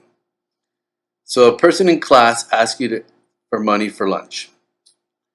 You gave him or her money last week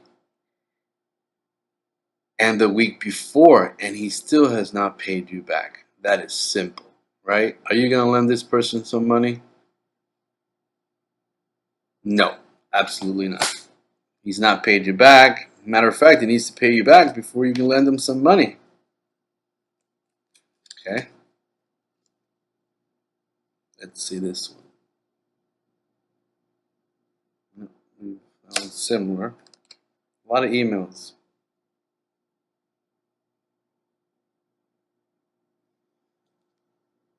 Okay, well, this one we get a lot. Your friend from school sends a message from Facebook saying they are raising money for hurricane relief. Just click on the link to help her raise money. Well, this is a tough one. Again, you have to find out if it's for real. You would have to call the friend up and make sure that it's for real, and then you can donate. Okay, so always follow up, call the person, and make sure that that link is real. Okay, and it's not a joke, or it's not something that they're trying to steal. Okay, you get a text message from UPS saying that they are tired. Oh, sorry, that they tried to deliver a parcel, but you were not home. So they tried to deliver something, you were not home. Click on the link to schedule a pickup. You get home and there is no ticket on the door. So be very careful. Wait till you get home so you can get that ticket on the door to make sure that the UPS actually did come. Okay? Or make sure that you're on the UPS website and it's legitimate and it's real, or make a phone call to the 1-800 number.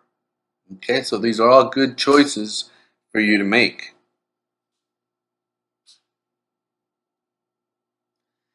All right. You call the bank to ask them a question. They ask you for some personal information, including your social security number. Okay, so this is a tough one because if you call your bank, they may ask for your social security, or they may ask for the last 4 digits of your social security. So what's best? Drive to the bank and get the information directly from the bank. Okay, so you don't have to put your social security number out there. Okay.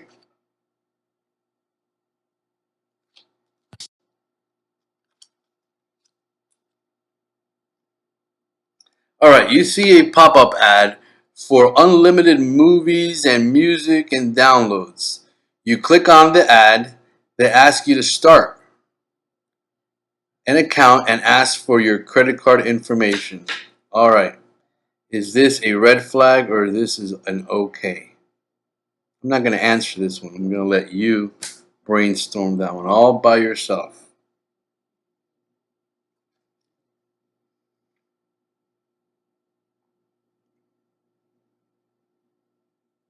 All right, let's look at this one. You get an email from Best Buy saying that you got your application, that they got your application, and would like to set up an interview. Click on the link to set up the interview.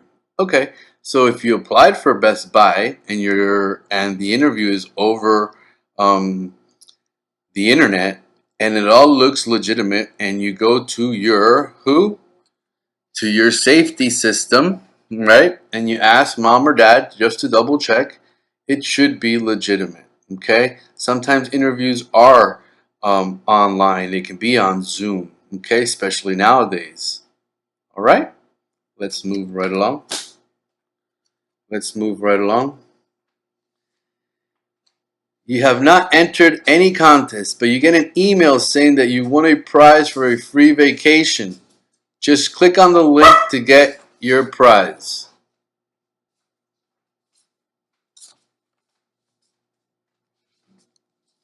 Next,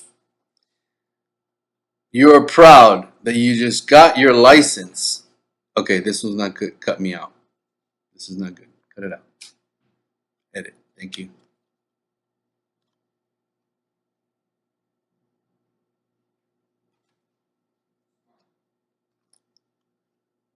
Okay, start here. Okay, start here. A friend is telling you about some of the hard times that he has had, and they are worried about how much money they will need to pay for things. He is asking you to lend him some money. Another very hard call to make. But for the most part, you don't want to lend out any money. But if you think he's a really good friend of yours and you think you can really trust him, talk to your support system and find out with them if it's a good idea or not. Okay, the last one. Here we go. You get a call from a company saying that your computer has a virus and is running slower than it should. They can fix it for you, All you need to do is give them a remote access to your computer. Red flag or green flag? All right, guys, I'm going to let you think about that one. Okay, I'm going to let you think about that one very carefully. I'm going to place another document and I'm going to go ahead and read it as a reminder of what to look for. Okay, so this is another document and it says reminders. Scams will often prey on your fears of losing your money. Scams will also prey on your desire to get free money. Remember, you never get something for nothing. Remember that you also get what you pay for. A company will never call you and ask you for personal information. They will already have that. Very true. If you call a company, they will ask you for your personal information. They do this to protect you. They want to make sure that the person calling is really you and not someone else pretending to be you. If someone keeps asking you for money or personal information and does not stop, this is a red flag. If someone tells you that you need to make a decision now, this is a red flag. Be suspicious of anyone contacting you unexpectedly and ask for your personal information. If someone contacts you and says that you have been a victim of fraud, that you will understand if you tell them what you want to contact the company they are calling from to confirm this. Let me read that again. They will understand if you tell them you want to contact the company that they are calling from to confirm this. So you're going to call them back to make sure that they are real, okay? And that they're not playing a joke on you to take money away from you. Sometimes try to make you feel bad for them to get your money. Yes, sometimes people will give you stories so you can pay for or lend them money. And the last one, people trying to take advantage of you will lie. It is okay. It is okay for you to lie in order to protect yourself. They're called white lies. Have a good day. I will see you again this week. Goodbye.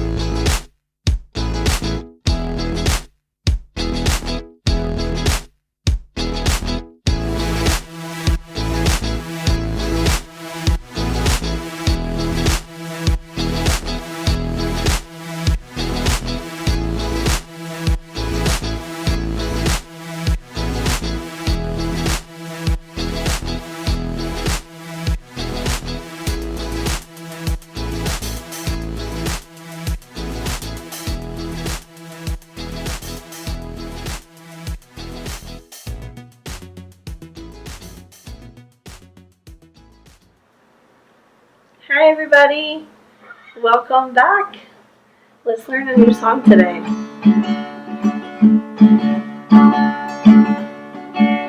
Hello, it's music time. Hello, it's music time. Hello, it's music time, and we're gonna have some fun. You got it? So just hello, it's music time, and we're gonna have some fun. Sing with me. Hello, it's music time. Hello, it's music time. Hello, it's music time, and we're gonna have some fun. Now listen closely. Clap your hands, it's music time. Clap your hands, it's music time. Clap your hands, it's music time, and we're gonna have some fun. Good. Alright, listen up. Stomp your feet, it's music time. Stomp your feet, it's music time. Stomp your feet, it's music time, and we're gonna have some fun. You guys are really listening. Nod your head, it's music time. Nod your head, it's music time. Nod your head, it's music time, and we're gonna have some fun. How about this one? Wave your hands, it's music time. Wave your hands, it's music time. Wave your hands, it's music time, and we're gonna have some fun. Now all together. Hello. Hello, it's music time. Hello, it's music time. Hello, it's music time, and we're gonna have some fun. Yes, we are. Welcome back, guys. So I know Miss Susie is talking to you guys about the opera. She's talking to you a little bit about the opera house and opera etiquette and things like that. So we're going to start to talk about instruments that are used in the orchestra. So a little fun game that we'll do today is, you're familiar with instrument bingo, but instead of playing bingo, I'm going to hold up the card so you guys can see it, I think, okay? And then you're going to have to identify what you hear when I play it. So you'll have a chance to look at the card, point it out. You'll also have a chance to listen and just yell it out. So this is a backup in case that you can't come up with the name on your own, which is hard for me sometimes when there's game shows and you have to just like yell out something. That's super hard for me to do. So this is a way that you can have both. You can listen and identify, or you can look and identify. Alright, so what is an orchestra? Do you guys know? Do you remember? We've spoken about it before. Most of you have heard me talk about the orchestra. So an orchestra is a large group of people. It could be a small, medium size, or a large, okay? But orchestra is usually a larger group of people that all have different instruments and they play together. So these are a lot of different instruments that you see here are played in the orchestra. An orchestra can play in an opera house, just like Miss Susie was talking about. They can also play many other places. They can play to accompany someone, which means somebody can be singing and the orchestra can be playing behind. Or the orchestra can just play by themselves and you can listen to the beautiful music and it describes many things. You can hear anger, you can hear happiness, you can hear sadness, all through the way that they play their instruments. So right now, we're just going to go ahead and get started and listen to each one of the clips and then look at the card and see if you can find what you hear, the instrument that you hear. Let's do just one all together now.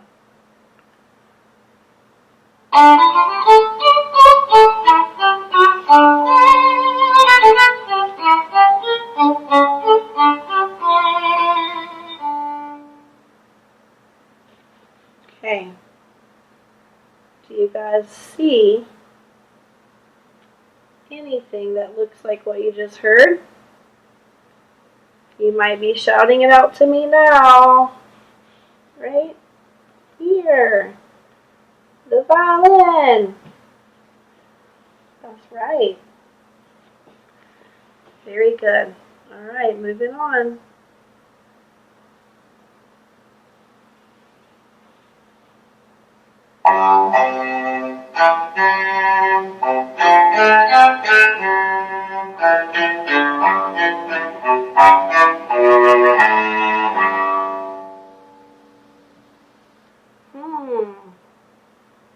Now the violin is a stringed instrument.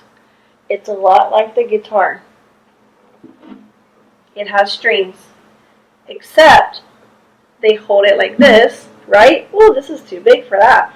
And then they have a bow, and they go like this, and they play the strings that way. So the one you just now heard, it's a bigger version. I'm giving you some hints first.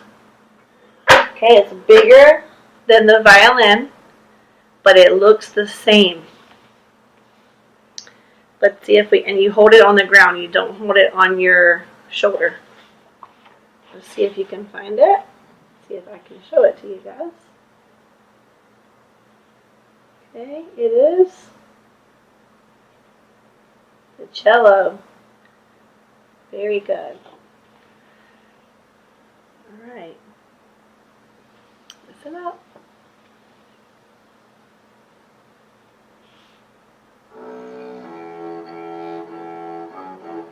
An even bigger one.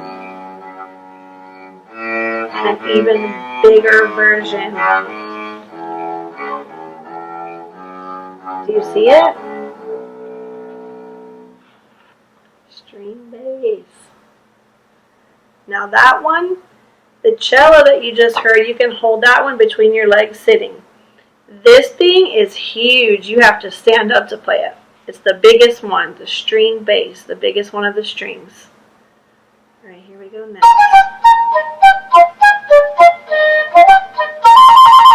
I know you guys know that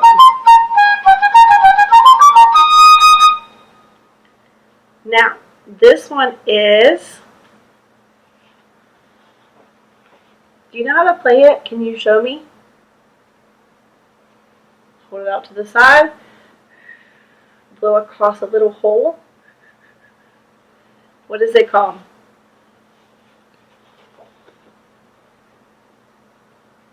That's right. It's the flute. Here we go.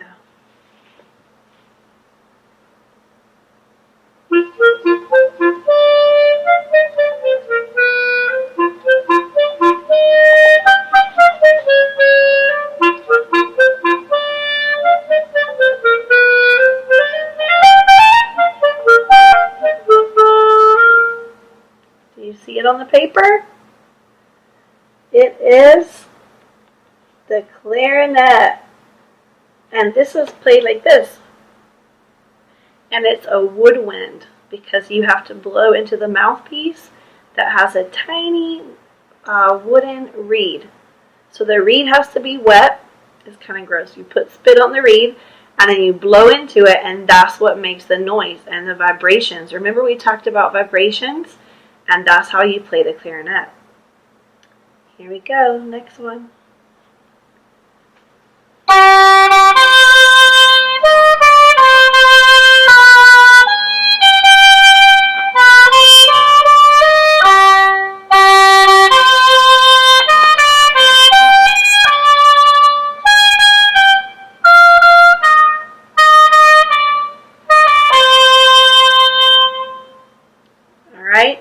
That instrument, just to give you a little hint, is also a woodwind. It has a teeny, teeny, tiny reed, so the mouthpiece is super small to play. Okay, and it's also played by snake charmers. Can you guys guess? Starts with an O. Can you see it? The oboe. Excellent. Here comes the next one.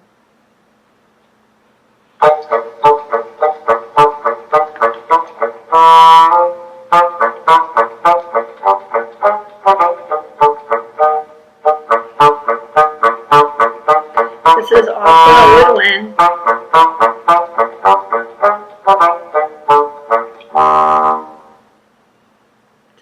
instrument sound high or low? Sounded low. So I wonder what it looks like. It has a teeny tiny reed just like the oboe, but it's a very big instrument. Which one do you think it is?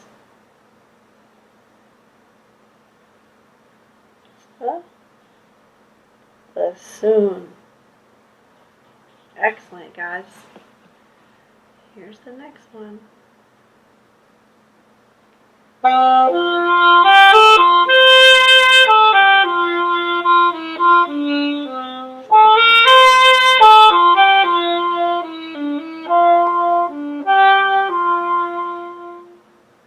Okay, this is a really popular instrument. A lot of people hear this instrument in love songs, and Kenny G plays one, President Clinton plays one. I think you probably guessed by now. Right here, the saxophone. It is also a woodwind and also has one of those little reeds that you blow into. Here we go.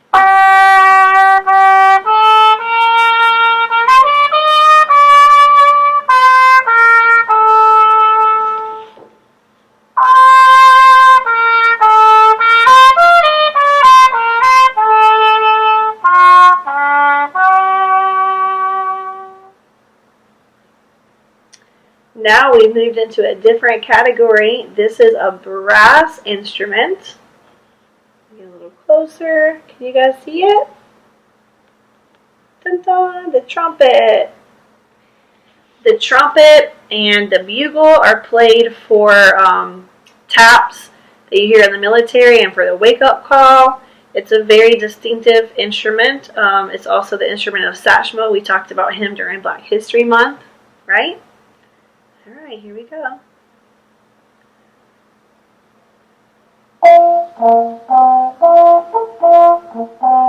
Another brass instrument.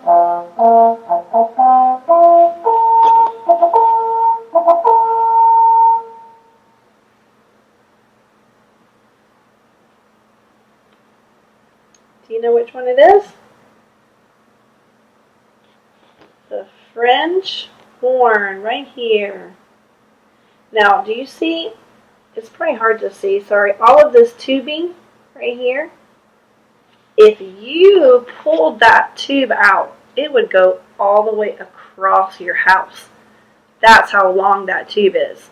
And it's designed specifically to be curled up like that to make that sound. And these are a lot of the different things that we talked about, the vibrations and the way that the sound vibrates as it moves through the air. These instruments are designed specifically to make those different sounds. So that one's called the French horn. Here we go.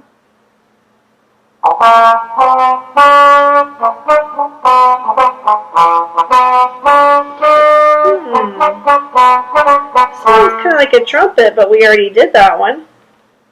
Right? Do you guys see anything else that looks like a trumpet, but that's longer? Right? Here. This is the trombone. Now the trombone, play it like a trumpet, right? But you take that, what's called a slide, and you slide it out and in. And the person who plays a trombone has to be really, really good at hearing pitch and knowing if they're playing the right thing or not, because they slide up and down rather than pressing on keys. So they have to be very accurate to play their instrument. I'm always impressed by trombone players. Also in the brass family. Again, brass family, big brass instrument.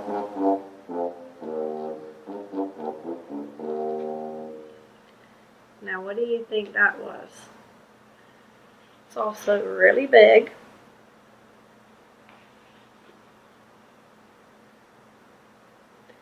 Has a lot of tubing.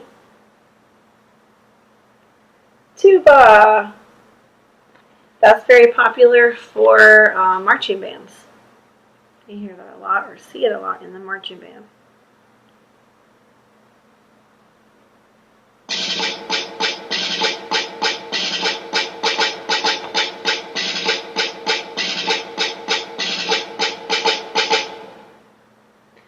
Okay, so I think that you're all shouting drum at me. And yes, it is a drum, so we've moved on to the percussion family. But as you'll see, there's a couple different drums there, 3 different, right at the top. Which one do you think that was? That was the snare drum. Very good, the snare.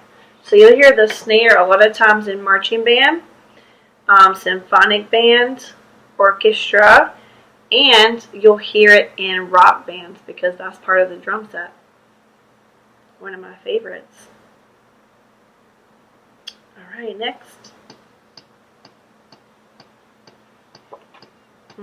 Again, yes, it is a drum. Can you tell me which one?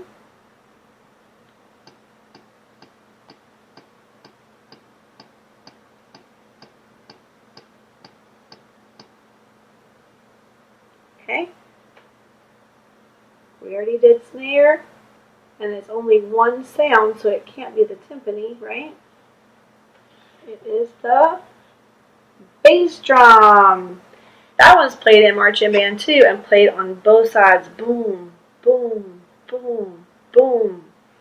That one's really heavy to carry. But they also have them set up for orchestras. They're kind of like laid on their side, and you hit them with a soft mallet. Here we go. Ooh!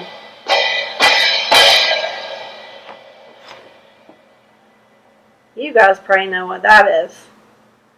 That's super loud. Right over here. Cymbals. And those cymbals are played by holding them like this and crashing them together. Those are a lot of fun to play. Here we go.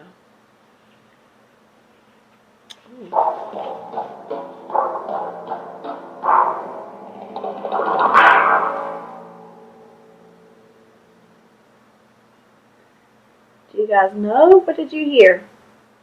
2 different sounds, right? Boom, boom, boom, boom, boom, boom. That's played a lot in scenes with bad guys. Alright, so right here, the timpani. The timpani has actually 4 different drums that are set up, and the person has to press with their foot in order to change the sound of the drum because they have different pitches. It is a pitched percussion instrument because all 4 drums sound differently.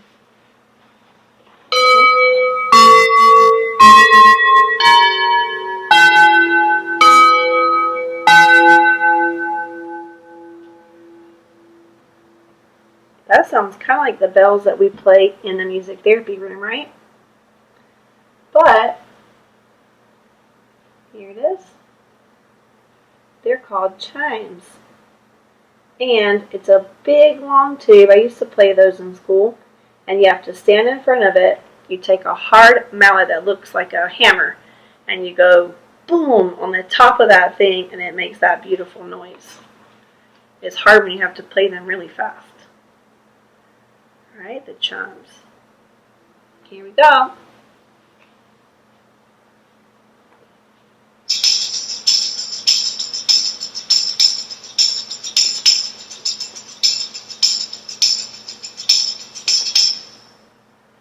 You guys play that one in the music room. Do you see it? I think everybody's shouting at me, tambourine! There it is. You all know how to play that one. Here's next.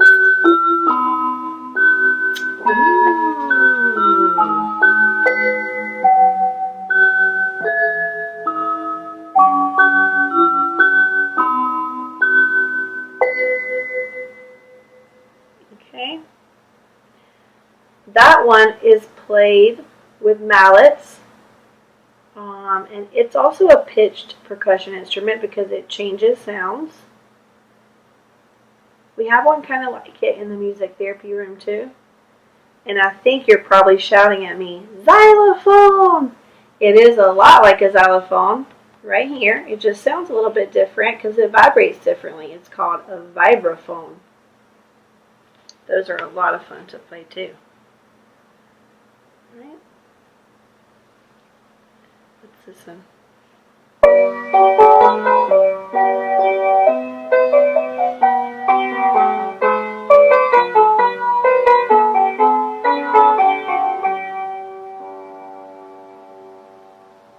Okay.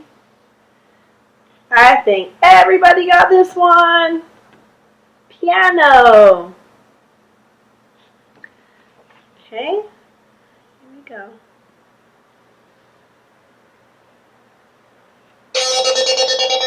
Ooh, what can that be?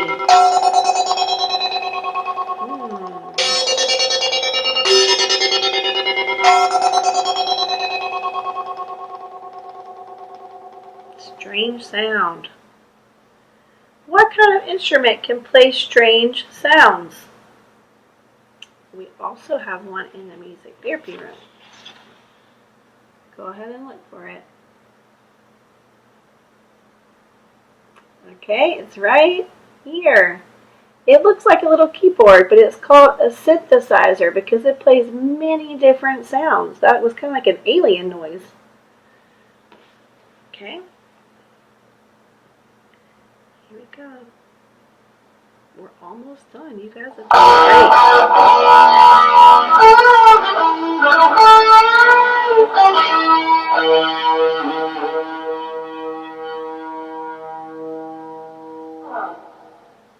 This is one of y'all's favorites. You see it? Okay, it's a stringed instrument. Electric guitar. Now that one is called electric because you have to plug it in to an amplifier because you hear how loud it sounds. What kind of music do you hear electric guitar in? A lot. Rock music. Okay.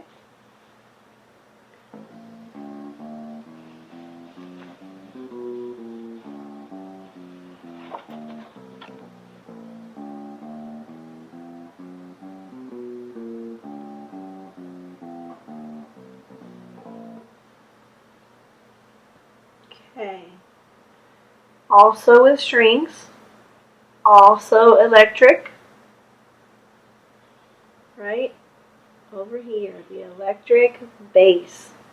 It looks a lot like the electric guitar, right? So what makes it different? So the sound, the shape, the strings, everything's different. It does look similar and it also plugs in. But a bass means that the strings sound low and it's meant to carry and support the music. Here we go. Also strings.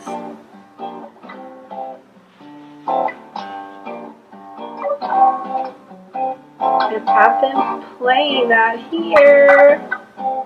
Do you see it? The guitar, yeah. Alright, so this is called an acoustic guitar because you just play it regular. You don't have to plug it into anything. And guys, with that, we finished. You guys did it. Give yourselves a hand. A pat on the back. Great job, everybody. So let's just take a moment to say goodbye to each other. And remember to stay safe. Remember to stay inside. Alright, we don't talk a lot about the virus here in music, but I just want everybody to be mindful and be aware, to be careful. Okay, we love you guys. I'm happy to see that you're getting visits and that you're getting supplies dropped off to you. This is awesome. And it's just another reminder that we're going to be back together soon. Right? All right. Goodbye.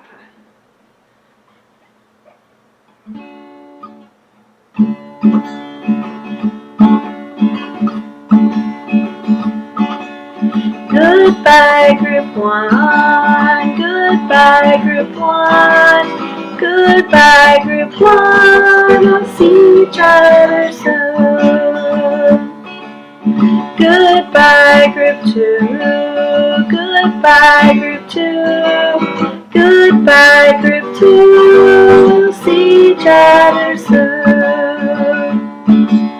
Goodbye, Group 3. Goodbye, Group 3. Goodbye, Group 3. We'll see each other soon. Goodbye, Group 4. Goodbye, Group 4. Goodbye, Group 4. We'll see each other soon. Goodbye, Group 5. Goodbye, Group 5. Goodbye, Group 5. We'll see each other soon. Goodbye, Silver. Goodbye, Silver. Goodbye, Silver. We'll see each other soon. Goodbye, my friends. Goodbye, my friends. Goodbye, my friends. Music time is done. I had a great time with you guys today, and I'm wishing you all well. Until the next time. See you soon.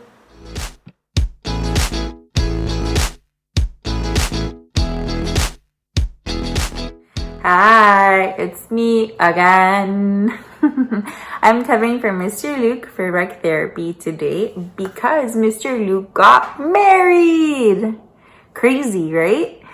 As many of you know, Mr. Luke was dating Miss Melissa B from Supported Employment, and they got married this past weekend. So when you see them again, make sure you give them a big congratulations, and you can take some time this week to make them a card congratulating them on their wedding, which was beautiful. So for today's rec therapy video, we are actually going to go ahead and communicate with our friends over at Miami Children's Museum. The Miami Children's Museum is closed just like the Wow Center is. But just like we are making videos for you guys, the Miami Children's Museum is also making videos for all of their friends and partners, like us. So their theater troupe is actually reading a book called The Day the Crayons Quit. This book is really funny. It's actually from the perspective of crayons. So imagine I was a crayon and I was talking to you. So this reading is going to be made by the theater actors from Miami Children's Museum, and they are performing like they were crayons, reading out loud this book. It's called, again, The Day the Crayons Quit. So before we go ahead and get started, I know that you guys have been receiving some care packages from the Wow Center, and I do know that inside you guys have crayons and markers too. So for our activity at the end of the reading, we're gonna go ahead and use those. So take a moment to grab paper and your crayons. Make sure you know where they are because you're gonna need them. Let's go ahead and get started with our reading. Thank you to the Miami Children's Museum.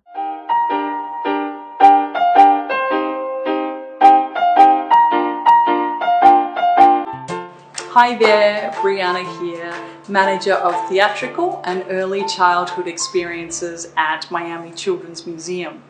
Now, for those of you who don't know, April, the month we are in, is Autism Awareness Month. And today, April 11th, is our sensory-friendly Saturday celebrating Autism Awareness Month. And in order to celebrate, we have a special adaptation for you of this wonderful book The Day the Crayons Quit. This book is by Drew DeWalt, and the pictures are by Oliver Jeffers. This adaptation by the Miami Children's Museum's theatre troupe was originally created for our 9 schools that we work with all throughout the year, bringing performing arts programming to their students with disabilities. Now, we haven't seen these schools in a very long time, a month or a little bit more.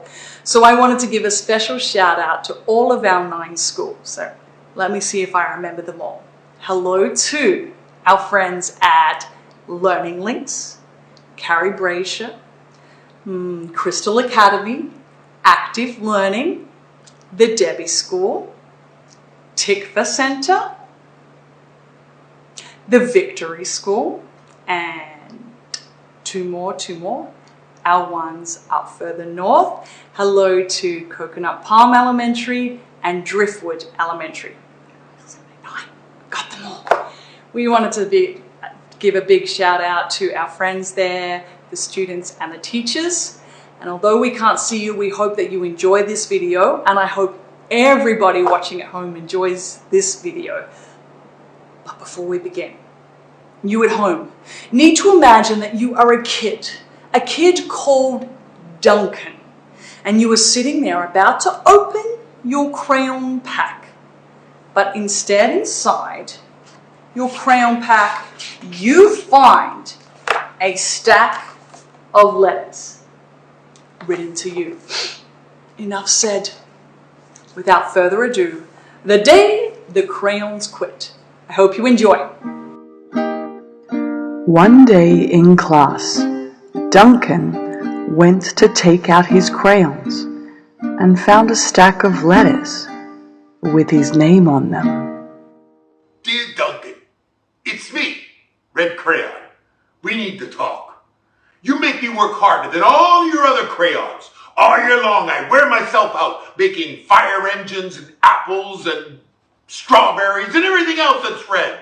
I even have to work on holidays. I have to color all the Santas on Christmas and all the hearts on Valentine's Day. I need a rest. Your overworked friend, Red Crayon. Dear Duncan,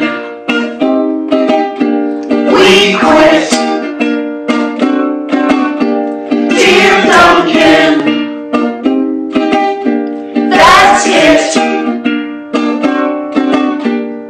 We're overworked, we're losing it, we need a break and now we quit. Sincerely. Dear Duncan, you color with me, but why? Most of the time I'm the same color as the pages you're using me on. And I hate being used to draw the outline of things. If I don't have a black outline, you wouldn't even know I'm there. All the other crowds think they're brighter than me. How about a black beach ball sometime? Is that too much to ask? Your empty friend, White Crayon. Your friend, Black Crayon. Dear Duncan, we quit. Dear Duncan, that's it. We're overworked, we're losing it, we need a break and now we quit.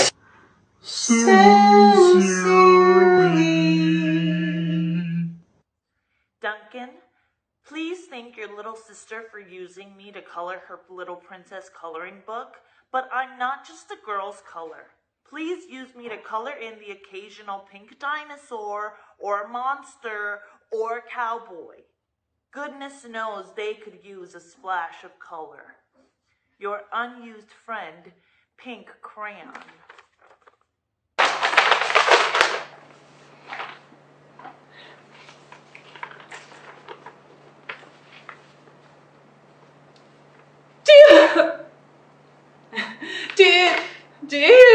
Dear Duncan,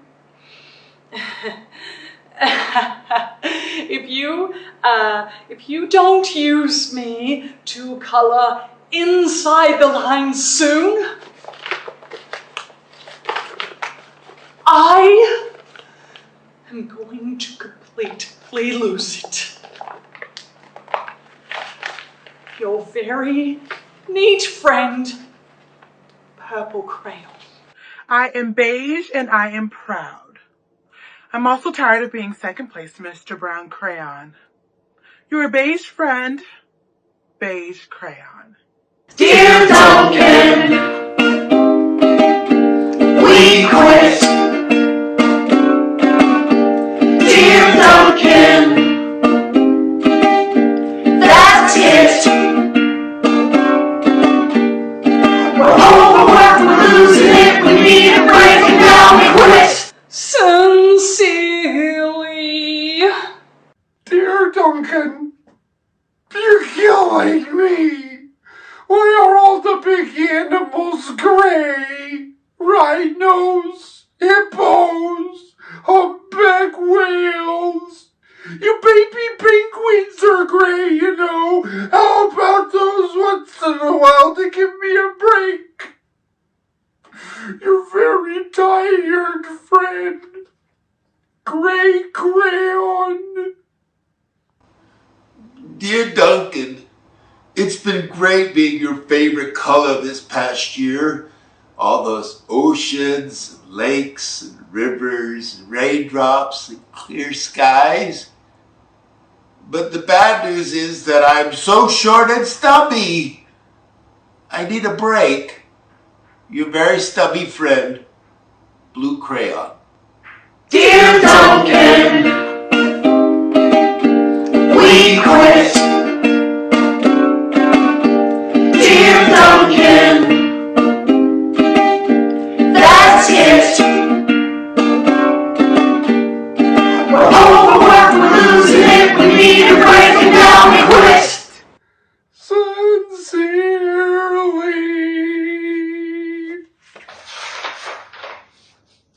Dear Duncan, I have no problems, and I wish to congratulate you on a very successful coloring things green career so far. I write because yellow crayon and orange crayon are no longer speaking to each other. Both crayons feel beige should be the color of the sun. It's driving us crazy. Your happy friend, Green Crayon. Dear Duncan, Yellow Crayon here. I need you to tell Orange Crayon that I am the color of the sun. I would tell them, but we're no longer speaking. Dear Duncan, I see Yellow Crayon has already talked to you. The big whiner. Anyways, could you please tell her, Miss Tattletale, that she is not the real color of the sun? Oh, I would tell her, but I'm no longer talking to her. Anyway, last Thursday, you used me to color the sun on both the monkey and the meat, the zookeeper pages. Your pal. Your pal. The real color of the sun. Yellow Crayon. Orange Crayon.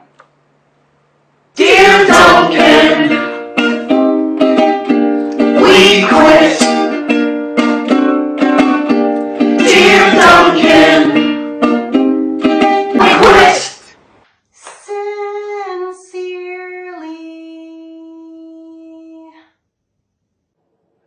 Hey, Duncan. It's me, Peach Crayon. Why did you peel up all my paper wrapping? Now I'm naked and too embarrassed to leave the crayon box. I don't even have any underwear. How would you like to go to school naked? Help! I need some clothes. Your naked friend, Peach Crayon. Well, poor Duncan just wanted to color. And of course, he wanted his crayons to be happy. And that gave him an idea.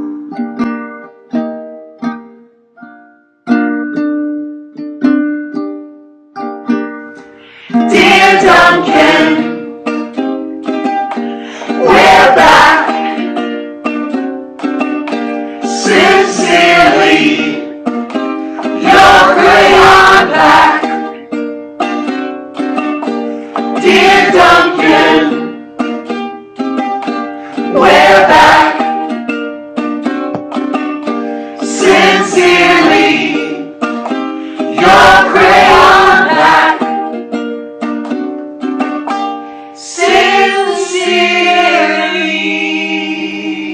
Thank you, everybody. That was our adaptation of The Day the Crayons Quit. I hope you enjoyed the story, and we'll see you next time. Bye for now.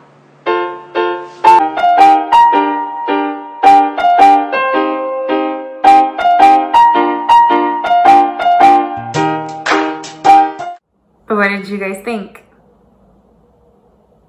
So it seems like all of the crayons just really wanted to be used. So I know that you got crayons, and I'm sure you probably have more at home. So at this time, we're gonna do a little activity where I want you guys to go ahead and grab some of the construction paper that we gave you, those markers, those crayons, and I want you to create a masterpiece. Take this time to look at all of the colors that you have and think of what you can create using all of the colors. So I want a whole scene.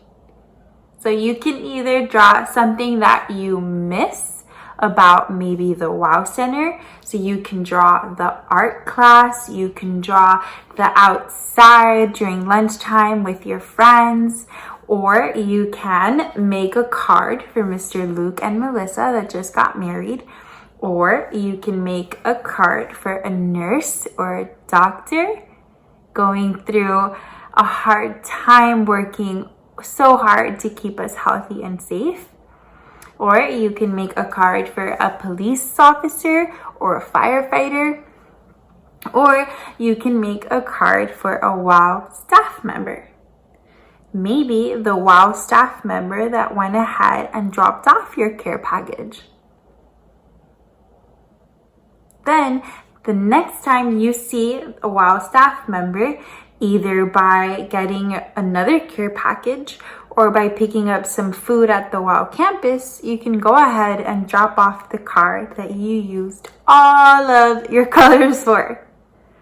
So make sure you use all of your colors and make something beautiful. If you finish your masterpiece and there is still time on Rec Therapy video, if you finish your masterpiece and you still have time left while this video is playing, then go ahead and write a letter pretending to be a color. So maybe you can close your eyes and choose a color that's in front of you from all of your crayons and write a letter like if you were that color. So let's say you get the color yellow. In the book, we read that the color yellow was upset because Duncan kept using orange instead of yellow. So maybe you can pick a color and write a letter pretending to be that color. So what if you were the color purple? What is the color purple used for? Maybe you can write about how being purple only means you get used for flowers. What else do you color with the color purple? Give that some thought and pretend you're a color. What would your thoughts be? Can't wait to hear what you come up with.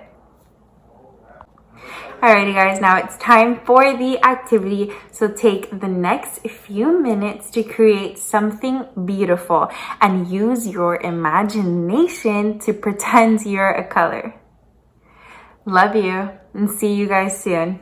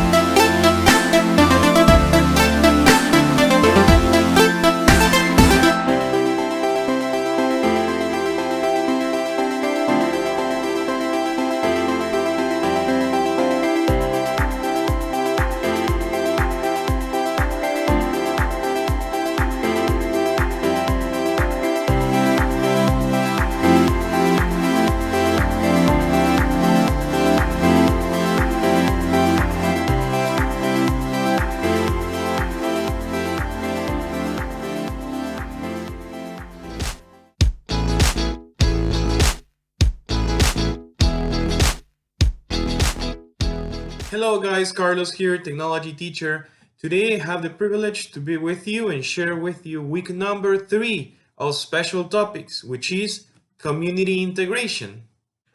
But first, if we want to talk about community, we have to understand what is a community.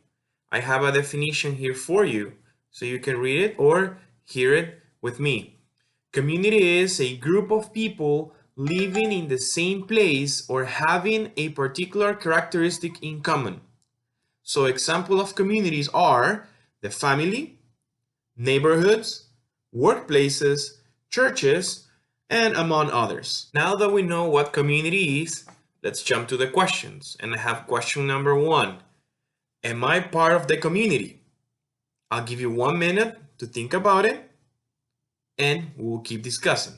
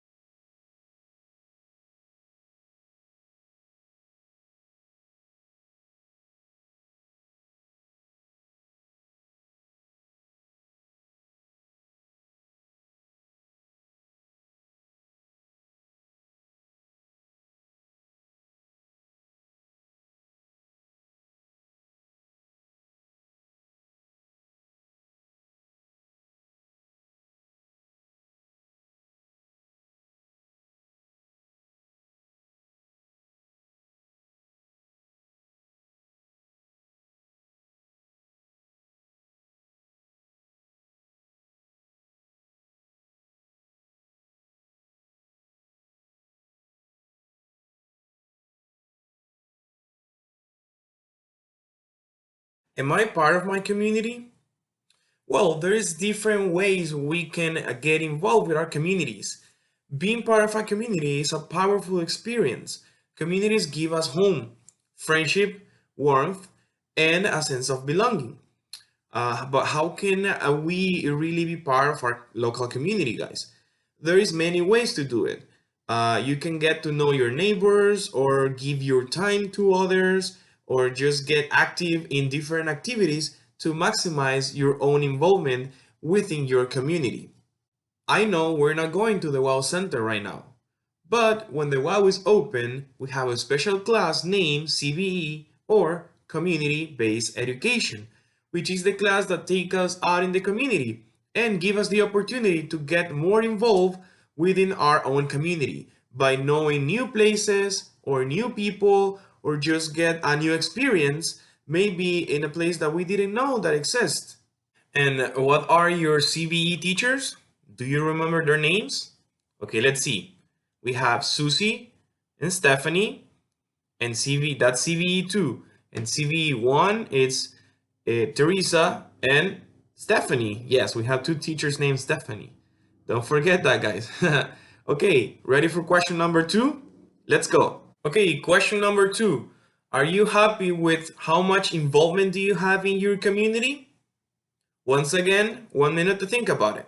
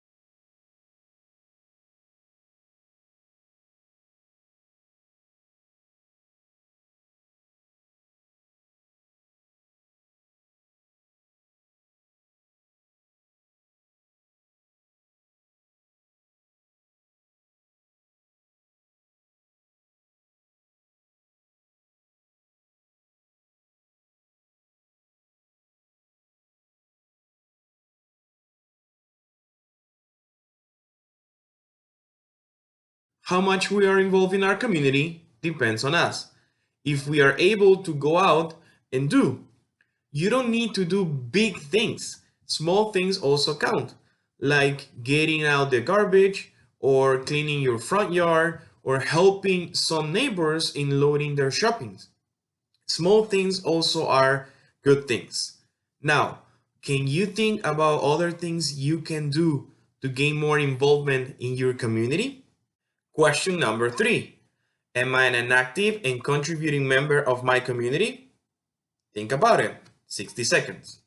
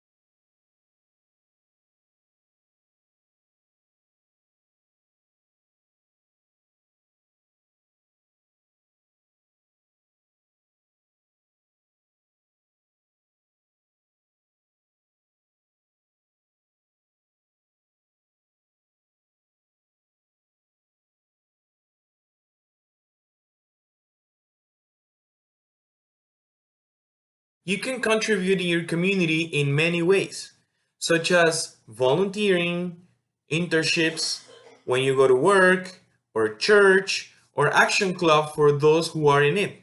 At the end, no matter how you get involved, the important thing is to get involved, to participate, to contribute, and be an active member of your local community.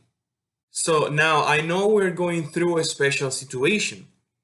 Now, if we are in a quarantine time right now and we cannot leave our houses for security, of course, maybe your question is, how can I be part of the community if I don't have any relationship with many people at this time?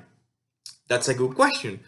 Well, maybe you do not leave your home, you don't see your neighbors, or maybe you're not going to your work. And definitely we are not attending to the WOW Center since it's closed. But we can still be part of the community. Doing what? Well, respecting the law. The quarantine was enforced for our security. So you, your family, and your neighbors can keep healthy. And little by little, we can get rid of this illness which is going around the world right now. So now, how can we part of the community in this moment? Well, staying at your house, respecting the quarantine, and also listen to your families and to your caregivers. Being part of the community also involves to keep the community safe. And respecting the quarantine is how we do it right now. Guys, it was amazing to be with you. I hope you enjoyed this and have a great day. Bye.